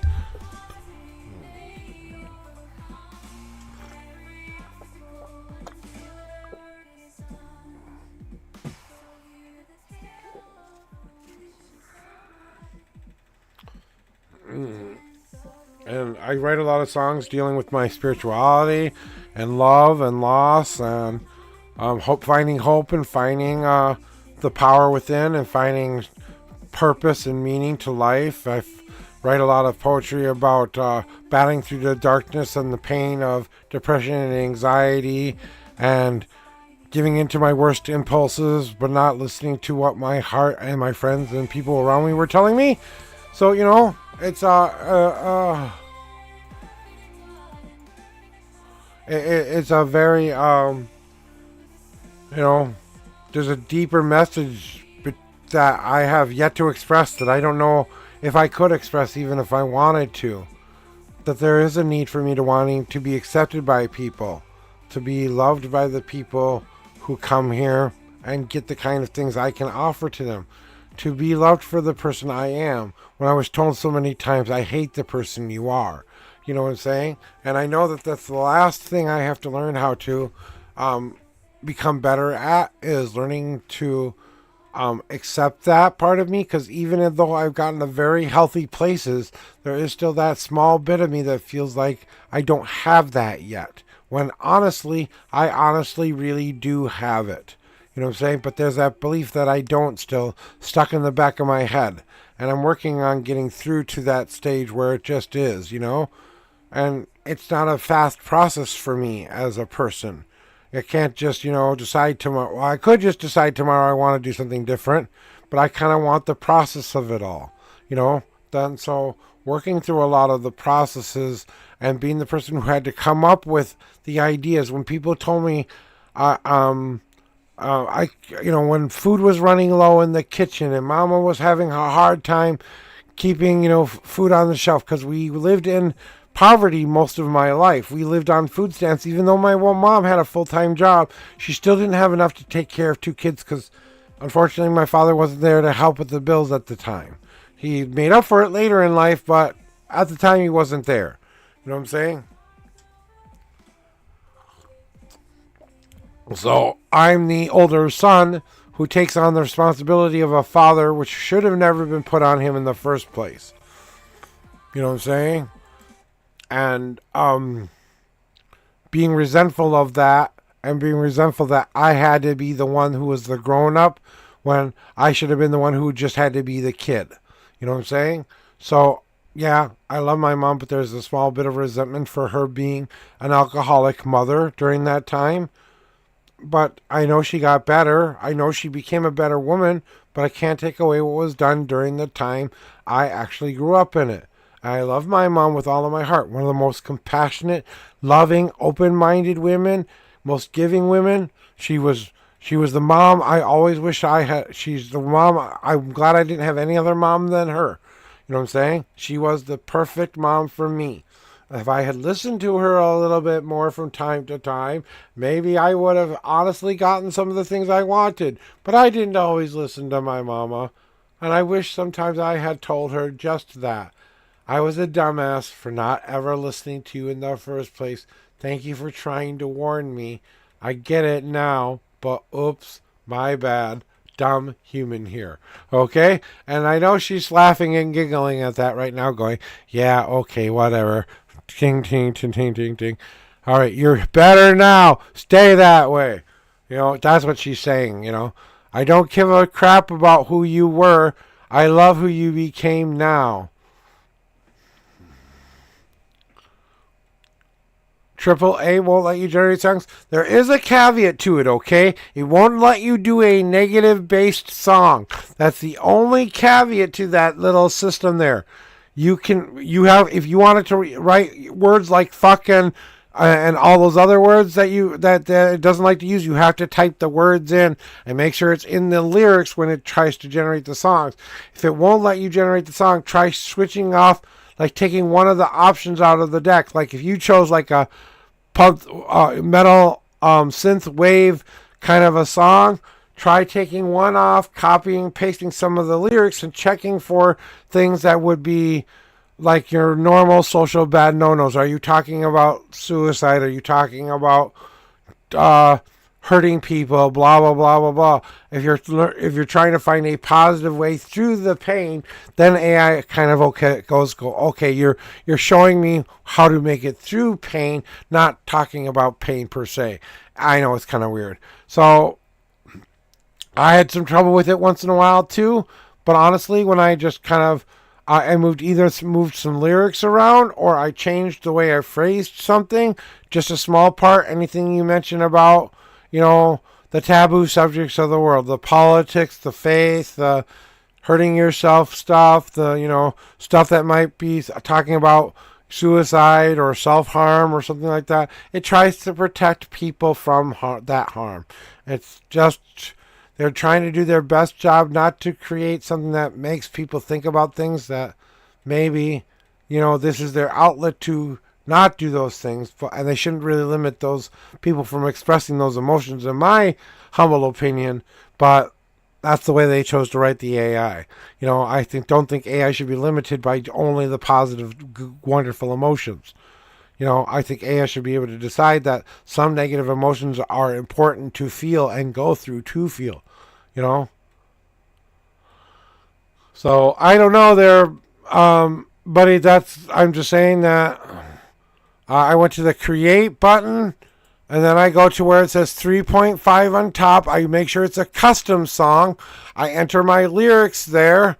I enter my style of music, the title of what I want it to be, and then I usually go to the whatever my beginning of my music is.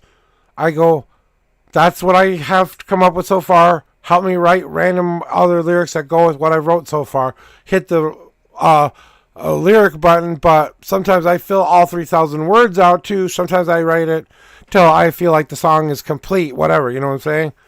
But, I'm saying that, the AI is weird on what it thinks is acceptable and not acceptable to talk about. You know what I'm saying? So just look for your red flags. It should usually tell you, oh, something is inappropriate here. You've kind of talked about something that's taboo here, and we don't want to even encourage that kind of thought. You know what I'm saying? Because there are very vulnerable people online who will take that as verbatim permission to take their life. You know what I'm saying? Who can't understand what they're doing is not their own choice. You know what I'm saying? Now it's just a create button won't work. Okay, I'm trying something.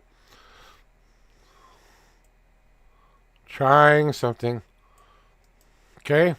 Just for grins and giggles, not stealing your lyrics here, but I'm putting your lyrics that you've already pasted here. Okay, I'm going to back to what you said you wanted, a symphonic metal song. Do you want to add anything to that style, or just simply symphonic metal? That's it. Symphonic metal. Did we remember to put the comma in there? Commie. Any other oh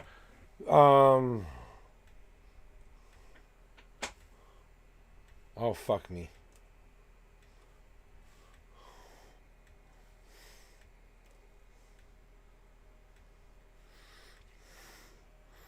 There, I got it.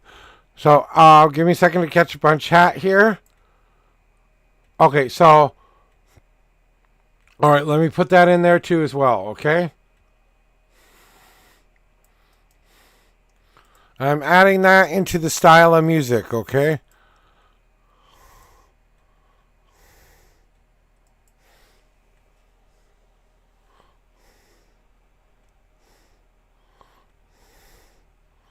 Okay, did you have a title for the song yet?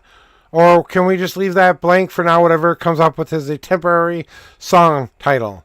Or do you have a title you have that you want to be its title no matter what?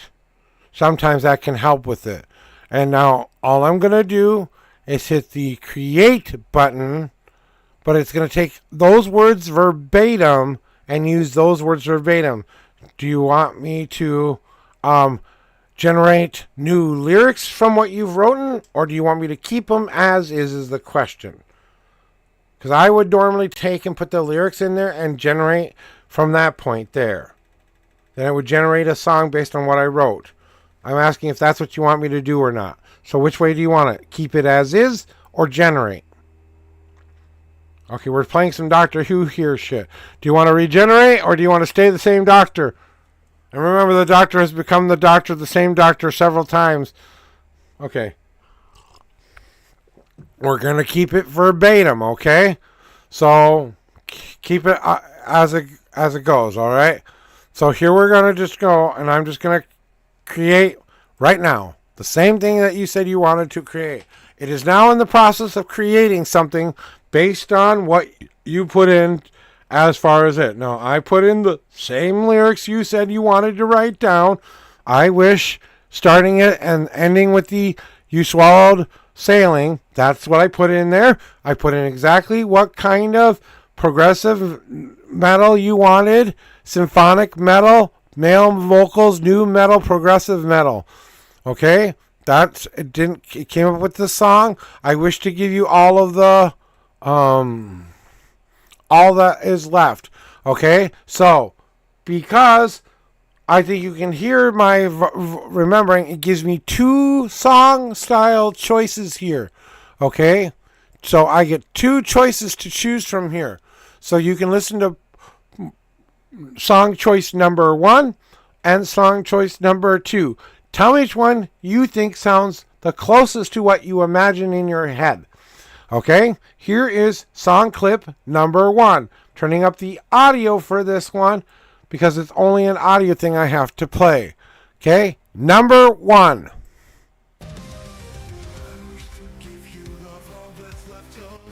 Every broken piece now turn us into art. You are the holy grail and blood of sacrifice. I am a broken vise, your gold that fell to Christ.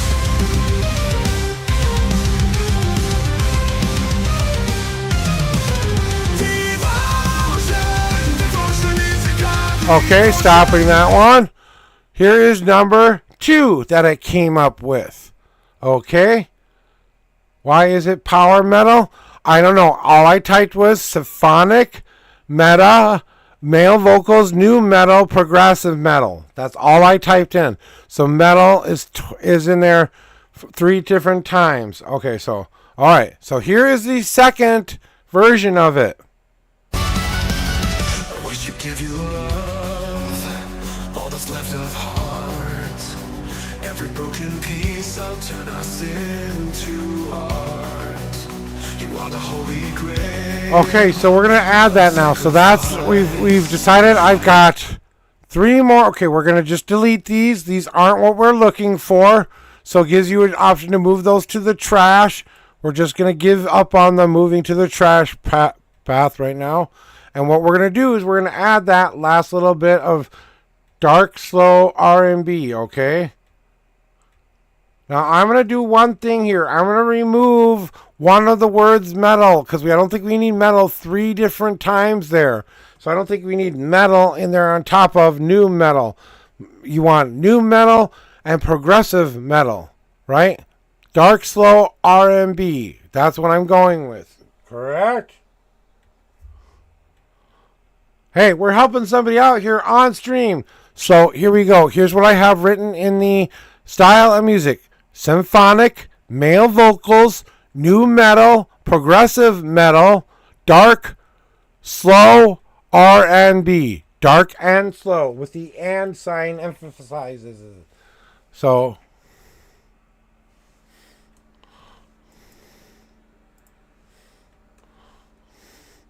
maybe even emo would be a way of doing that as well. Saying I want to emo instead of metal in the one progressive emo or something? Instead of, would you rather have it more progressive or more new metal-ish?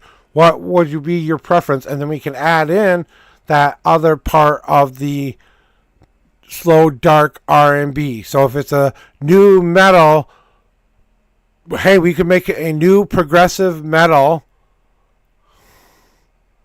No emo. Okay. All right. No emo. I hear you. Not emo. Got you. Not emo. Okay. Strike that. Reverse it. No emo. I was just, saying, okay.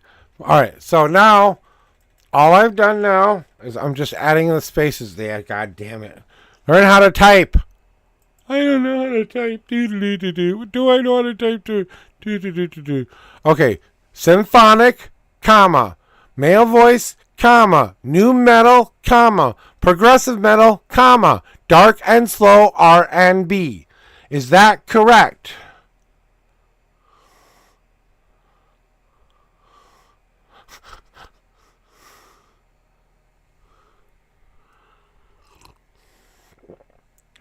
Do I have what you want correct now? As far as the same lyrics, we're just changing it to add that things in. And now I'm going to come up with the create button now. Before I said create, I want to make sure you're good to go with what I've said.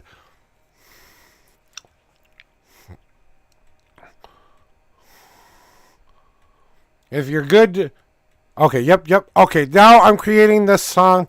We are creating the new version of the song. And it's still giving you the same title here, so we're just going to say, I wish to give you love, is what it's temporary titled as, okay? Remember, if we don't like the title, you can always change it to whatever title name you want it to be. You listen to the song, and then you kind of go, this is what I feel like what it says to me, okay? So here is song choice number 1. Okay, we'll change it to Devotion. If we like it, we'll name it Devotion. But until we like a version, that stays as is until we say, that's the one that I want to call Devotion. Good? Here's choice number 1 for that song.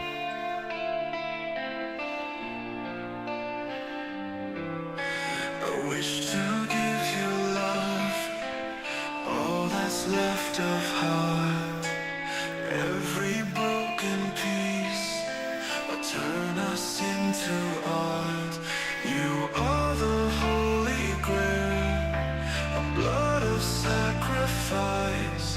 I am a broken vase, new gold that fills the cracks. Devotion,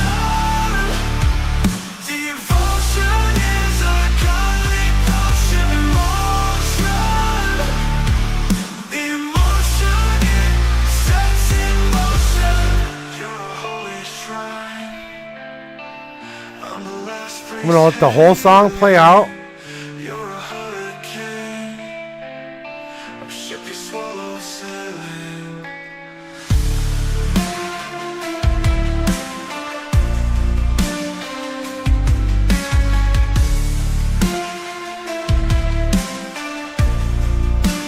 Okay, it's about to end here. Give you about a 2-minute song for number 1. Here is the second version of the song. In the same style. Now here's number 2 version. I wish to give you love. Okay, wait. We're going to wait for the ad break to be done here before we play anything else, because the ad break will maybe cause someone not to hear it. I want to take this 30-second break to say thank you for liking and subscribing my page. Thank you for the donos. Thank you for the wonderful gifts you have given me. These are completely 100% free readings. You do that because it's in your heart to do that, not because you need to pay me, So as we go here, okay, we have number 2 now, okay? So that was number 1, really close, okay? Let's see if version number 2 does it better, okay? So we're ready. Burrito, we're doing something a little bit special right now, so sit back, relax, and we're helping him write a song for himself through songwriting thing that I've been using when I'm helping him out with it, because for whatever reason it's not working on his end. Okay, so that's what priority is right now. Okay, I think we're almost there. I've only got one more try at this if you don't like it. So here is choice number 2 as a song choice between what we are trying to get a style choice song and the words that go with it to match that style. Here is number 2. Every broken piece I'll turn us into art. You are the holy grail, I'm blood of sacrifice. I am a broken vase, your gold that fills the cracks. Devotion is a godly potion. Emotion is sets in motion. You're a holy shrine, I'm the last presented. You're a hurricane, a ship you swallowed silly.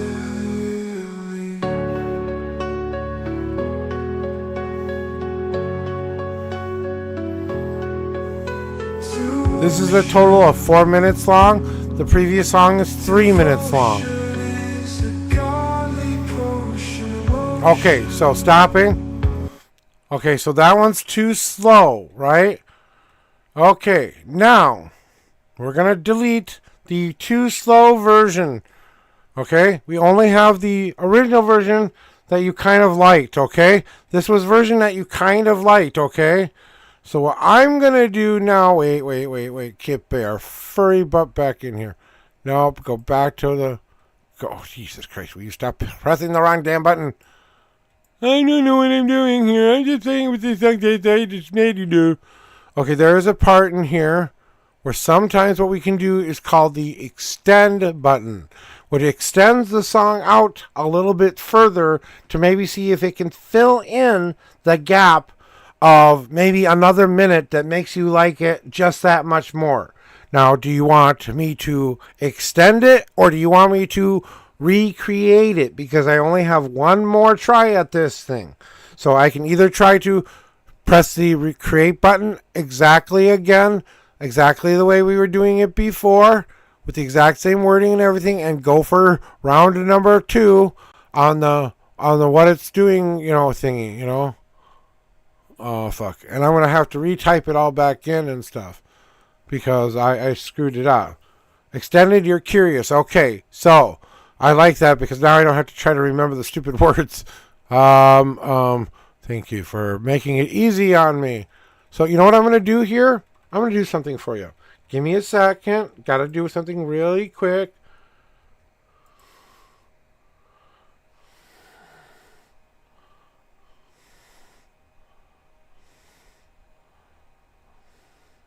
No. Properties, no. Okay, that's not the right one, That's not the right one, cancel. Alright, yeah, wrong one. Yes, okay, no, wrong one.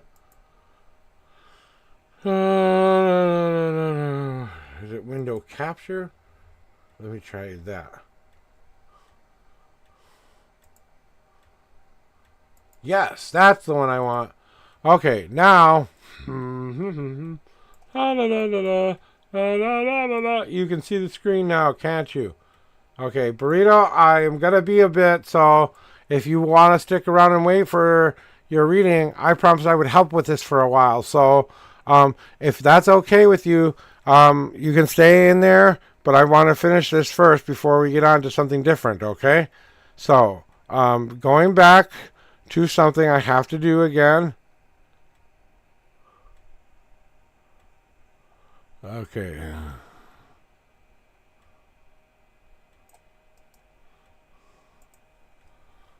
Okay. And we're going to go to the create. We're going to put the lyrics in like I did before. And like I said, that was the lyrics before. And now we're going to extend the ones, but just in case it does allow me to do the Oh, fucking creaky. This is the one that we were going to call. Okay, for now, what we're going to call, this is we're going to, oh, come on now, come on. Okay, now we're going to call this edit. I'm going to call it devotion. Devotion. Okay, that's the name of the song. Okay, and now what we're going to do is extend this song. And now it should be extended. It takes all the original wording now, and we're going to generate extra lyrics to that with that in place. So this is going to generate extra lyrics that is going to be AI completely generated based on what I've already written. So this is how I do it when I want to continue a song. I don't know, you would have to give me the second verse and the second phrasing you'd want to use as the second part. But here's what it came up with, and it's already got all the stuff in it for the style of music in there already put in there. And they've called it Holy Grail. Well, I'm going to call it Devotion. Devotion. And it will continue the song.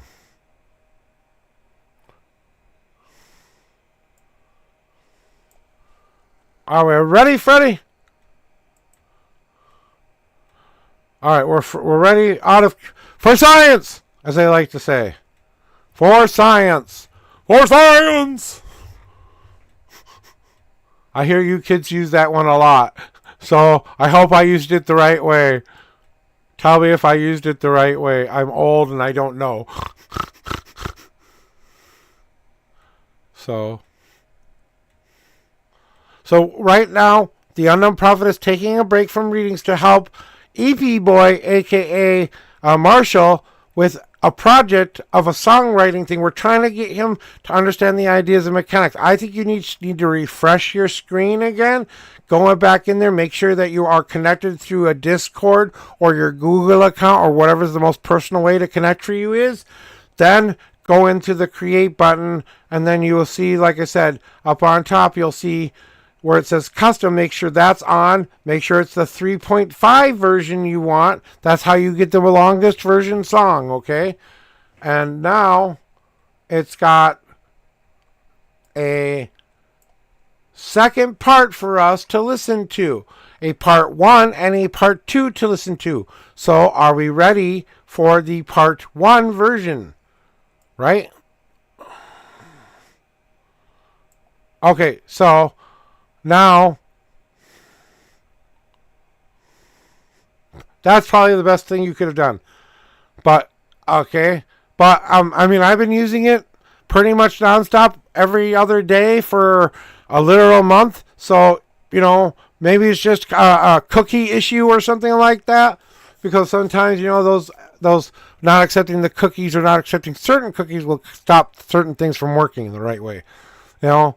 I don't know. I'm not a computer expert. I'm a tarot reader, not an AI, not IT. So here we go with part 2 of Devotion, the first version to the song. I wish to give you love. I already know this is too slow for you.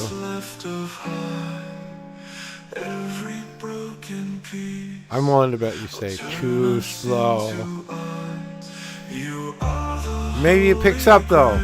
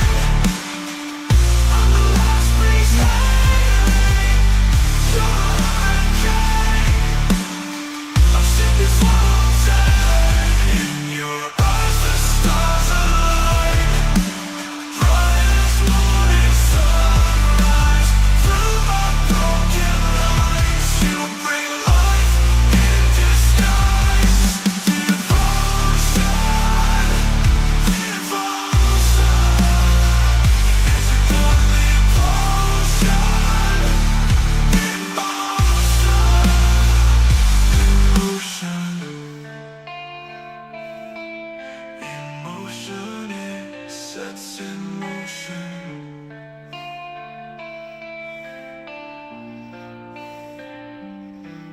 Devotion, devotion is a godly potion.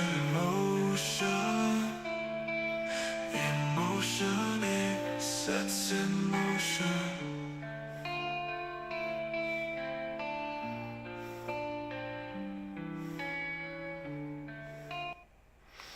All right.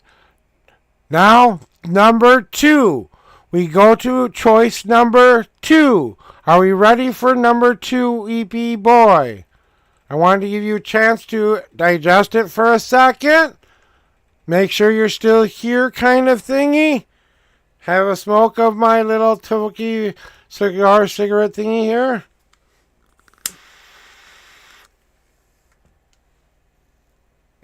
Okay. Now that I know you're here, here comes the next version. Wish to give you love, all that's left of heart, every broken piece. Version 2. Version 2. Into art. You are the holy grail, a blood of sacrifice. I am a broken vase, your gold that fills the cracks. Devotion, devotion is a godly potion. Emotion, emotion, sets in motion. You're always right. I'm the last piece hailing. You're a hurricane. I'm shipping floating. This has got another minute left on it. Brightest morning sunrise. Through my broken lies, you bring life in disguise. Devotion, devotion is a godly potion. Emotion, it sets in motion.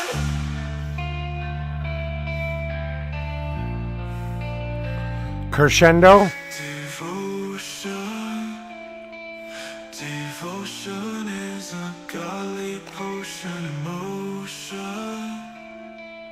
Emotion, it sets in motion.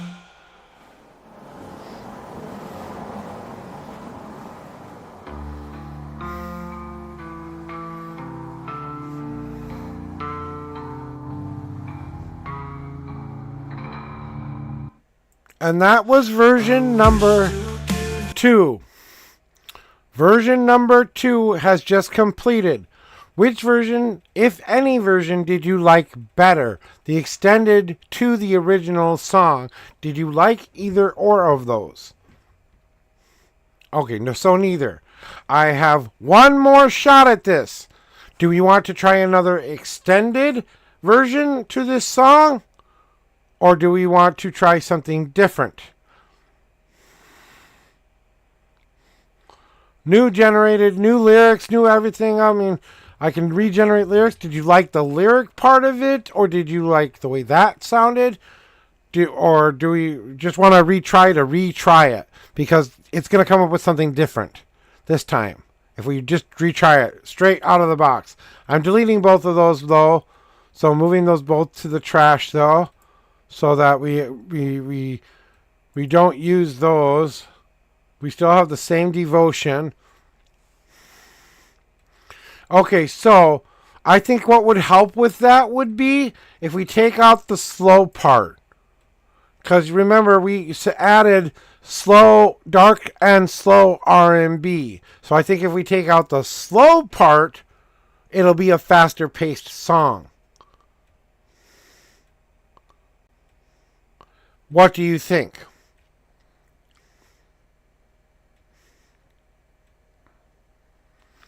It's your song. You tell me what you want. I'm just helping here. Okay, so we're going to delete the slow part. Okay, dark R&B. Now, R&B and dark are different than slow dark R&B. You know what I'm saying? So maybe if we pick up the pace a tiny bit, this second half, we do it like this. Do you want to add anything? Do we want to emphasize anything? You know? Like, do you want an emphasis on progressive metal? Exclamation point, progressive metal comes first. Exclamation point, new metal comes first. What is priority? You know what I'm saying? So if there's something you want to add in, now is the time to tweak, as I like to say. But I've got 20 credits yet left, and that means I have 2 songs I can generate. Two different versions. You get 50 credits a day. Once you run out of those credits, you have to wait till the next day to generate something new. That's probably what happened. Yeah.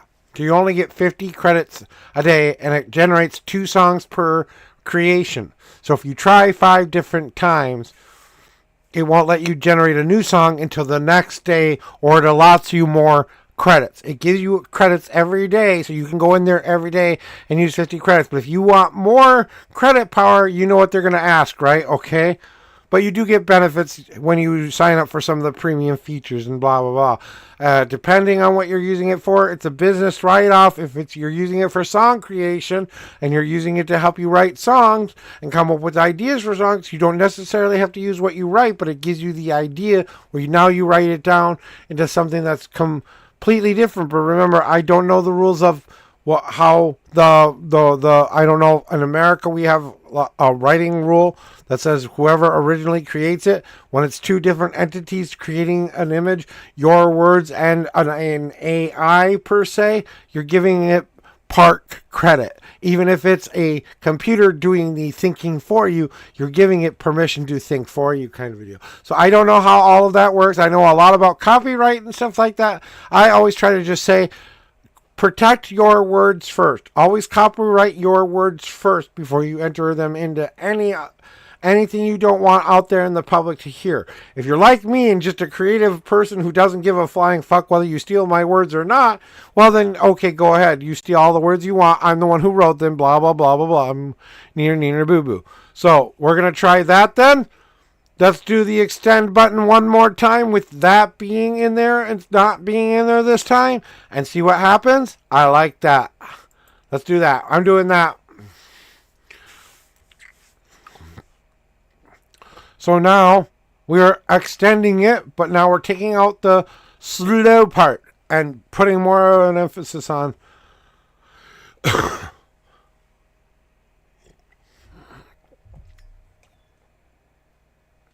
okay.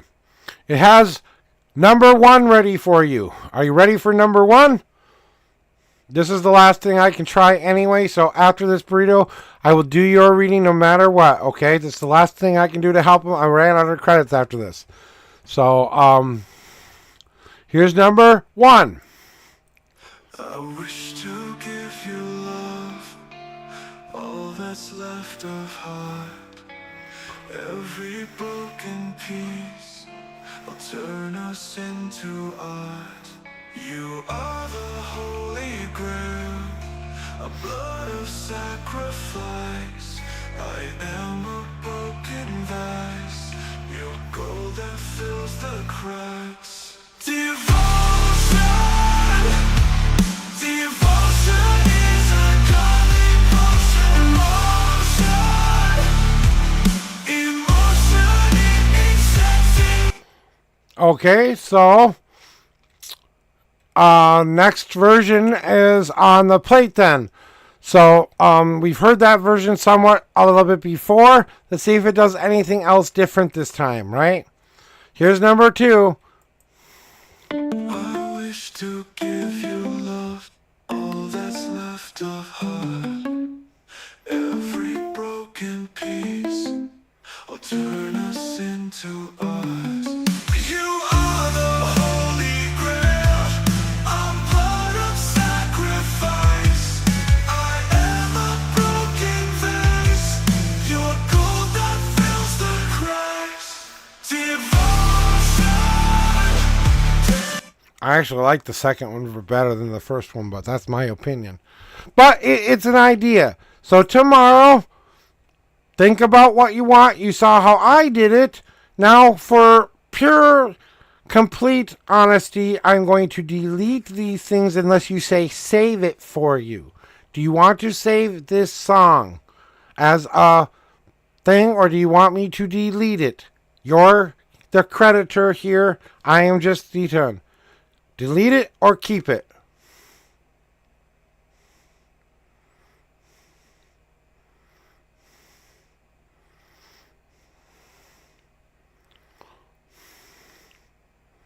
Deleting it is. Alright, we are now deleting that song from the playlist. Moving that to the trash. Moving the second thing to the trash. Moving the last and final thing to the trash. And as you see, I deleted it on stream for you. It's okay. We worked on it together. And I know that's not the reason. It's just, I understand it's a part of your creative process. I'm the same way. I understand that now you got to go do it yourself. And I understand that you have used me as partly the idea to get it going and how to use it now. So I thank you. May give you ideas. When you're ready to share your version of the song, please let me hear the version of the whole song for you, because I would love to give you an honest feedback on it. And I promise you I will give you that honest feedback. No more, no less than honest. Okay? So now we are going to turn this one off. And Burrito, if you are still around, I thank you for being honestly patient. We were doing some much needed helping of EP Boy write some much needed song style choices, and we were kind of giving him the idea wheel train here.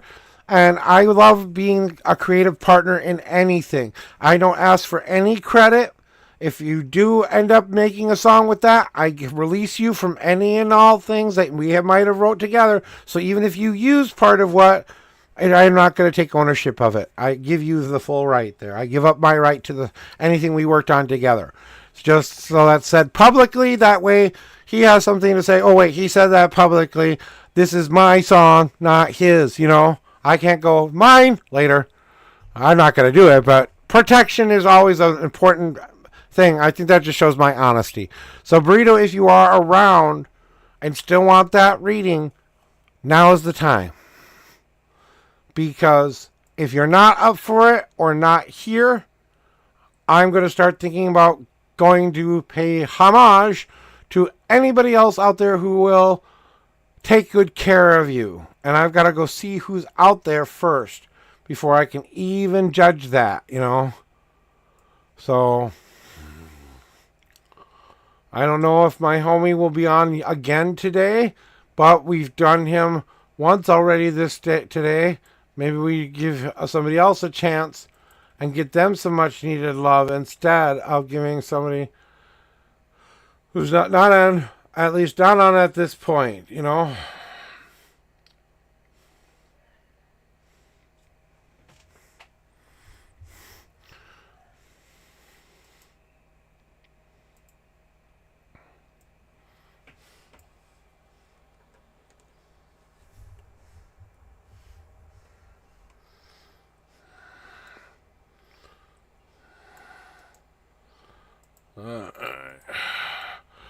And I like helping people with their projects, I am a creative person at heart.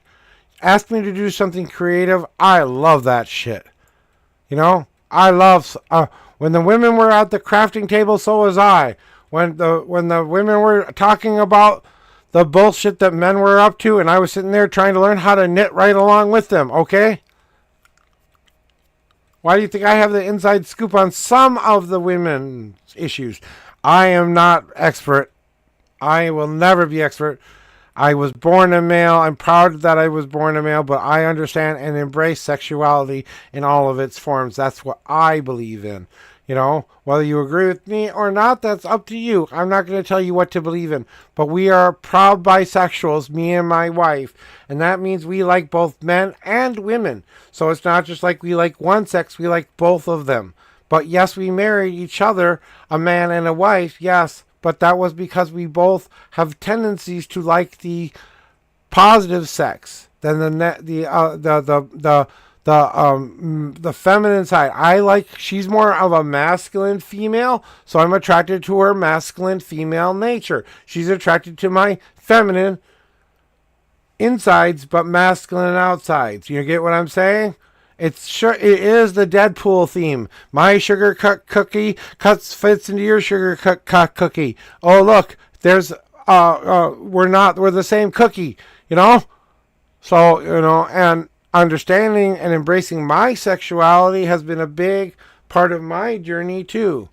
Burrito, you have 1 more minute to respond. 1 more minute to respond.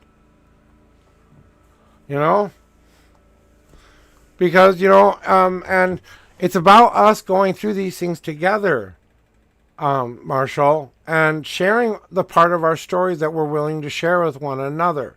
The whole point is why we are here on Earth. What is a task as humanity to do?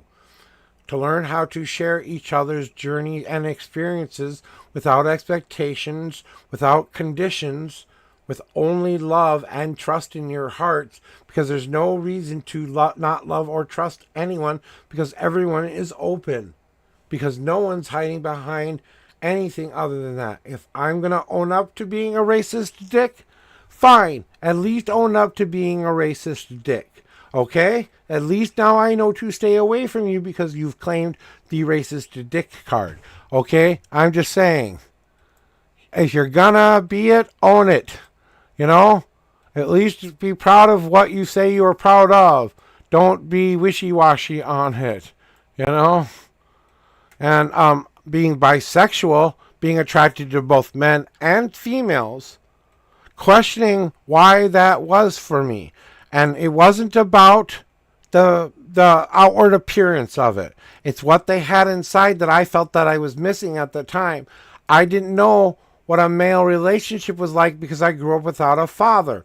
Yeah, daddy issues is the term people like to use, but realistically, I grew up wanting that male companionship in my life. And then when I looked at a man as a sexual being, I found attraction in the attributes that man would most likely want to represent within myself. Someone who was self-confident, someone who was in shape, someone who was the ideal guy for anybody to love, because I thought I was a broken mess that no one could love. I thought I had to have a better idea of who I was in order for people to love me, So now we add in the sexuality part where I do have a physical attraction to a male butt and a male penis, and also a male's chest area. I like a flatter chest woman. That's part of the reason I like a flatter chest woman, is because it brings me closer to that male aspect. So I like a smaller breasted woman who has a vagina, and has more of a petite figure than a more meaty figure. Yeah, I married a meatier woman, but in what my preferences are versus what I know I love versus what I want as a preference are two different things, okay? Yeah, and it's okay to be unstable sometimes. No one's asking. See, that's the reason bisexuality is so important for me to talk about, because it doesn't ask you to choose. It doesn't ask you to choose between one or the other. You can have your cake and eat it too. You can have both. And if you're good at learning about yourself and what the actual love, physical connection is about it, what the mental connection is about it, and hell yeah, what about that, yeah, you know what, that was, okay, we'll talk about that in just a second, because I want to talk about with what happened yesterday. I finished 20 guy. I need to talk about this, okay? So Burrito, I'm sorry, where you've missed your opportunity. I'm closing the queue down and making sure no one else is here, because yeah, that.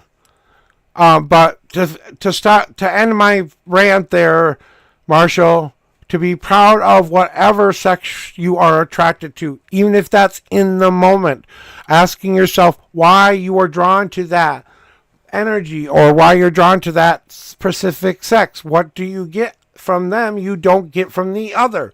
You're missing one part of that. And you're trying to figure out which part you like more. And it's okay to say, I like both. I don't have to choose between. The answer is, which one do I like? The answer is yes. I like yes. I like yes. You know? I like yes, I will love whoever wants to love me back in return. That's who I will love. If it's a man, great. If it's a female, great. But they're going to have the same kind of tendencies. Dualistic, masculine, feminine, kind of like a Gemini / twin flame energy, if you want to use the term, soulmate kind of energy. You're going to have that balance and imbalance that matches. The good and the bads match perfectly. You know what I'm saying? And now, on to the next portion of what I want to talk about. Can we please talk about the clusterfuck and greatest RP I've watched in a long time last night, I-420 guy? I cannot believe how it went down. I am sitting here at my desk. I've got Chatty's version up. I've got Cup's version up. And I'm going beef back and forth between both of them, going through the moment of real, live, honest, completely well-played role play. I mean, it was honest. It was real. It was, it was risk. It was reward. It was, oh my dear God, we almost lost everything last night. All of us could have lost everything last night. It all could have went away last night by the roll of a dice. It could have. But without that is real reality TV show, people. That's real reality. Not the Kardashian bullshit or the MasterChef stuff or any other thing that's put out there. They script that stuff a lot. The outcomes are always secret because they already know who's going to win when everyone signs up. They have an honest competition, but they always have the winner in mind because that's what will drive ratings up if you don't know what to expect, Yeah. And the best RP chatter and Cups timeline and one roll of the dice at a time too. So you have a situation. So for those who don't know what the hell I'm talking about, there's a clown on Twitch called Chatterbox. He has a partner who is a part of a CG gang in Grand Theft Auto 5 is a role-playing world in which these two people live in. Originally, they had met up because of crazy circumstances, fell in love because of crazy circumstances, got to the point of even asking one another to marry one another or wanting to marry one another, to complete meltdown. We don't know if one is going to live or die, because if the roll would have been a 1, we would have all been crying today because there would be no Chatterbox left to cry about. We skinned the empty. And then if the clowns didn't go and do the shocking therapy again and give him the opportunity to roll a better outcome for himself, we would have lost him too. Now he's in ICU, yeah, but at least he's live. What comes out after all of this stuff? Because he's got to think as Chatterbox, and he's got to take his real life emotions out of it. He's got to act as if the character would act after having that much trauma happen, right? Because now he was shot in the head and he got crack blood. Oh, and not to mention just crack blood. He got the blood of every clown there, including his twin flame Cups, which made him better. That was a little cringy, but I still went with it. The whole thing was just, no elf blood. Though, that was hilarious.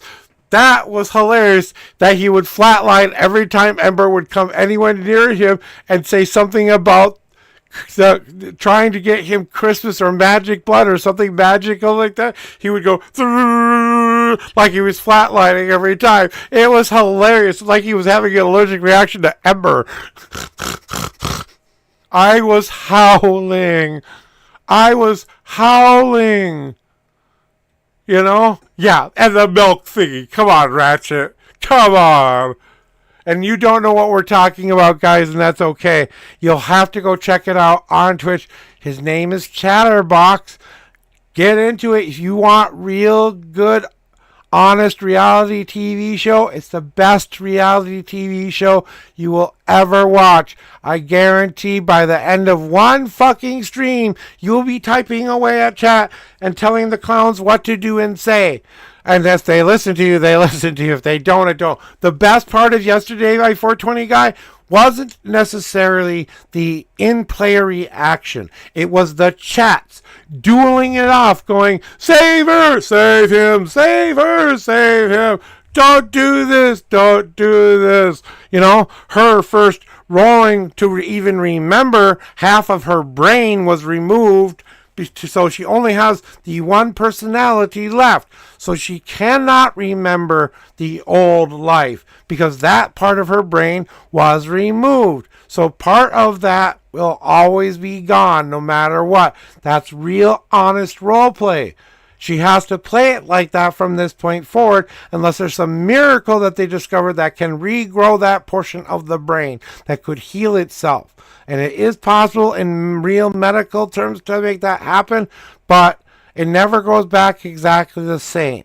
It may grow back, but it won't grow back exactly the same. And that's the point. Those memories are trapped on little bridges in between all the connections in our head. You cut off those connections and they're not there anymore. You can't connect to those because they're no longer there to connect to. And it was real good RP too. Yeah, and it was really good to be in the RP too because I was like, it was hard not to meta. It was really hard not to meta, but I didn't meta. I was trying to go, hey, and when Chatterbox took his mask off, after I had suggested, what if Chatterbox reveals himself once again? Because what would be the biggest jog of someone who loves you's memory of you be? The time you were the most vulnerable. And the fact that Valkyrie did not go that direction. She turned it. She turned it and twisted it so it hurt. It hurt hard, but it was the best kind of hurt in the world because you know that honestly, in the last couple of months, she's made a lot of people's careers just by being present in the clowns. She was originally an OC member of this server to begin with. So kind of going back to her roots a little bit and starting all over from scratch is an opportunity not only for Cups and Chatterbox to fall back in love possibly, but now he falls in love with the Ray side of her, not the Cups side of her. And that's what he can now come to terms with and has to make peace with CG because she will always be CG now, no matter what. Half of her brain was removed. She will always be more loyal to CG because the other half of her brain that was loyal to Chatterbox got destroyed in saving her life. So when she rolled to see if that would be the outcome, you know, and that was the other thing. It was a 3-die roll too, which was ultra fucking brave of Valkyrie. Ultra brave of her real name is Valkyrie, or goes by Valkyrie on YouTube. She plays a character called Raymond or Cups, Chatter Cups on the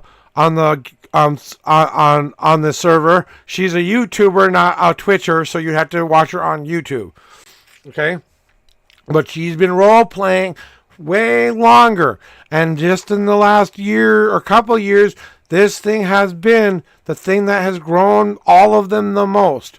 Now, not having a big head, but sometimes you get stuck in those ruts and think you can't get out of that situation. You want good, honest, real interactions. So how do you change the game up? How do you spice it up just enough to get people reinterested and reinvested in? There are so many things that they can do now with the Cups not remembering portion of it and being more loyal to Chain Gang. And now what will happen to Chatty when he comes out of his whatever thing he comes in and what will happen to his brain, because remember, he was shot in the head too, kind of like Kirk was. You know what I'm saying? And they've been fighting each other for years, and it didn't make a lot of sense for them to finally join forces. The RP would have been nice to see a Chattercup's wedding, honestly, would have been nice to see, but on a realistic level, I think Chatterbox's hatred of CG runs too deep for that. I think her loyalty to CG runs deeper than she thinks it does, especially now when she was forced to actually make a choice between Chatterbox and her old gang. One part of her brain was going to be removed. I don't know how she decided which one was going to win there. She never revealed that, but it either had to be a coin flip or something like that she did, secretly going, this is the outcome. If I get this, this is what I say. I don't know how she decided it. I don't care how she decided it. It was the best soap opera I've watched, or the best interactive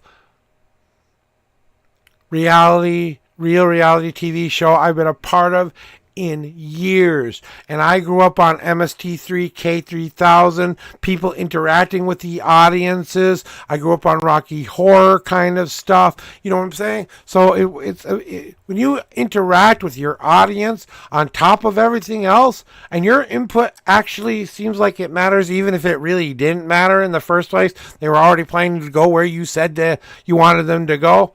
You know, it's not what you typed in the chat. And it's just like you said, I420 guy.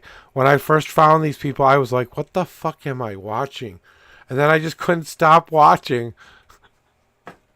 Because it's, like I said, it's better than reality TV. It's better. I will turn on Chatterbox later today, and I still won't know if he's out of the hospital yet or not. He may wait a day to come back. That means he won't be back till tomorrow, and that's Friday, and that's when the next time I hear that the character known as Raymond will be back online. So he might want to do something in role play that he might, because now he's going to come out of whatever, and now what are we going to deal with as far as Chatterbox goes? And he might even be going, maybe changing the character's eternal flaws, maybe even the ability to love CG or the ability to love gang members. Something like that could happen. We don't know what could happen. It could be a bunch of different things, right? Well, that's a good idea. I know that, as long as I don't know how that all works. I was curious about how you actually would be a part of the community that they have. It's a lot to go through to be even a part of their stream. It's very exclusive. You have to be pretty much an internet presence already to be even considered. Most likely, you have to have some role-playing ability, or the ability to show that you have ability to role-play. And then you got to try out, not only in a non-online way, but an online way of, can you roll with the RP? Let's see how well you deal with real live in role play, giving you an honest tryout on how you would react to certain situations. Is it funny? Is it not funny? Are you going to really dark places? And we're not really wanting to move this in that area. You know what I'm saying?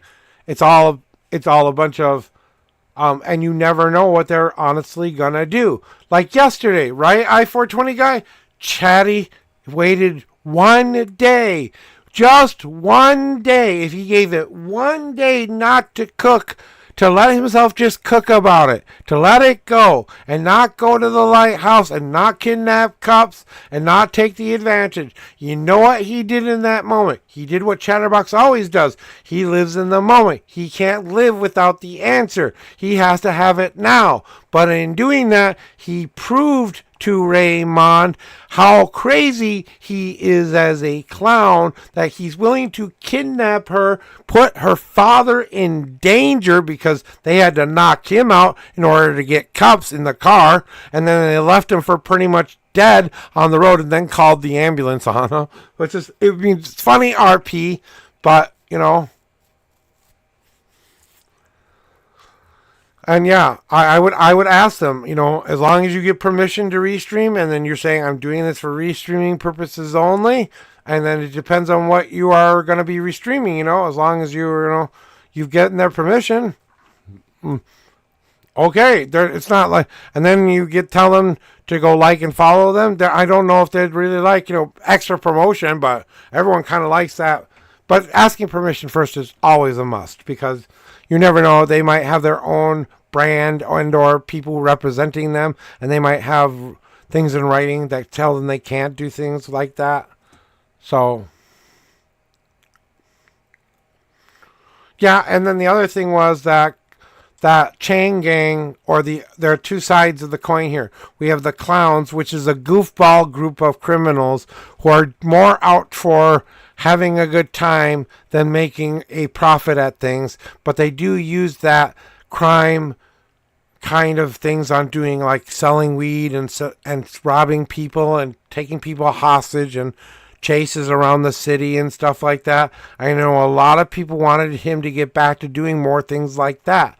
Cops tying him down to always doing what cops wants him to do is kind of holding him back a tiny bit. You know, so cops doing what she did not only frees him to have more open, different RP with her, new, fresh RP, and that's what is the most important part, because you're not streaming the same old thing all over and over and over again. Now we've got two new perspectives, two new ways of thinking about it, and now we have two boxes being checked off the list rather than, you know, the one, you know. And I know you understand what I mean, I-420 Kai. I mean,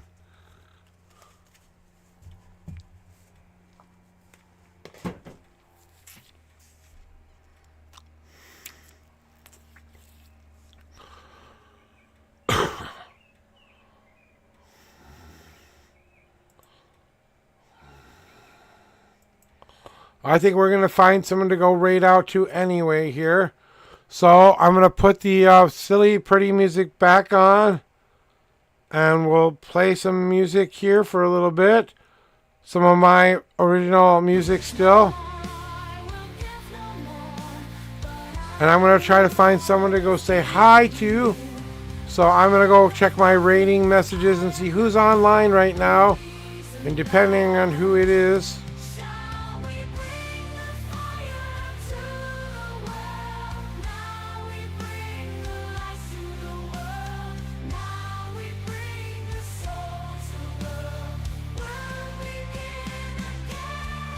and happy summer solstice to all of my witches out there.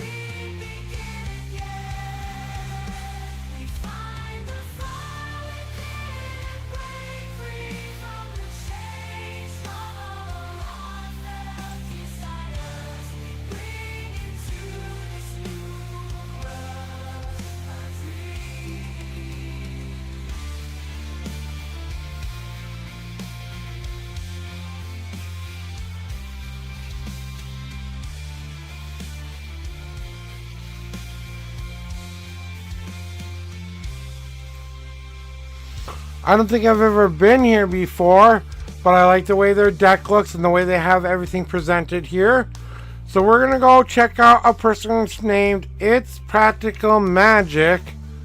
I've never been there before, so go in and treat him nicely. Raid message number 1, here you go. Okay, and raid number 2, does raid number 2 work? Nope. Something got turned off, guys, so just go in there and say we came from the we came from here. Give them 5 minutes of your time. I'm gonna see you guys tomorrow. That's where we're going, guys. Love you. See you tomorrow.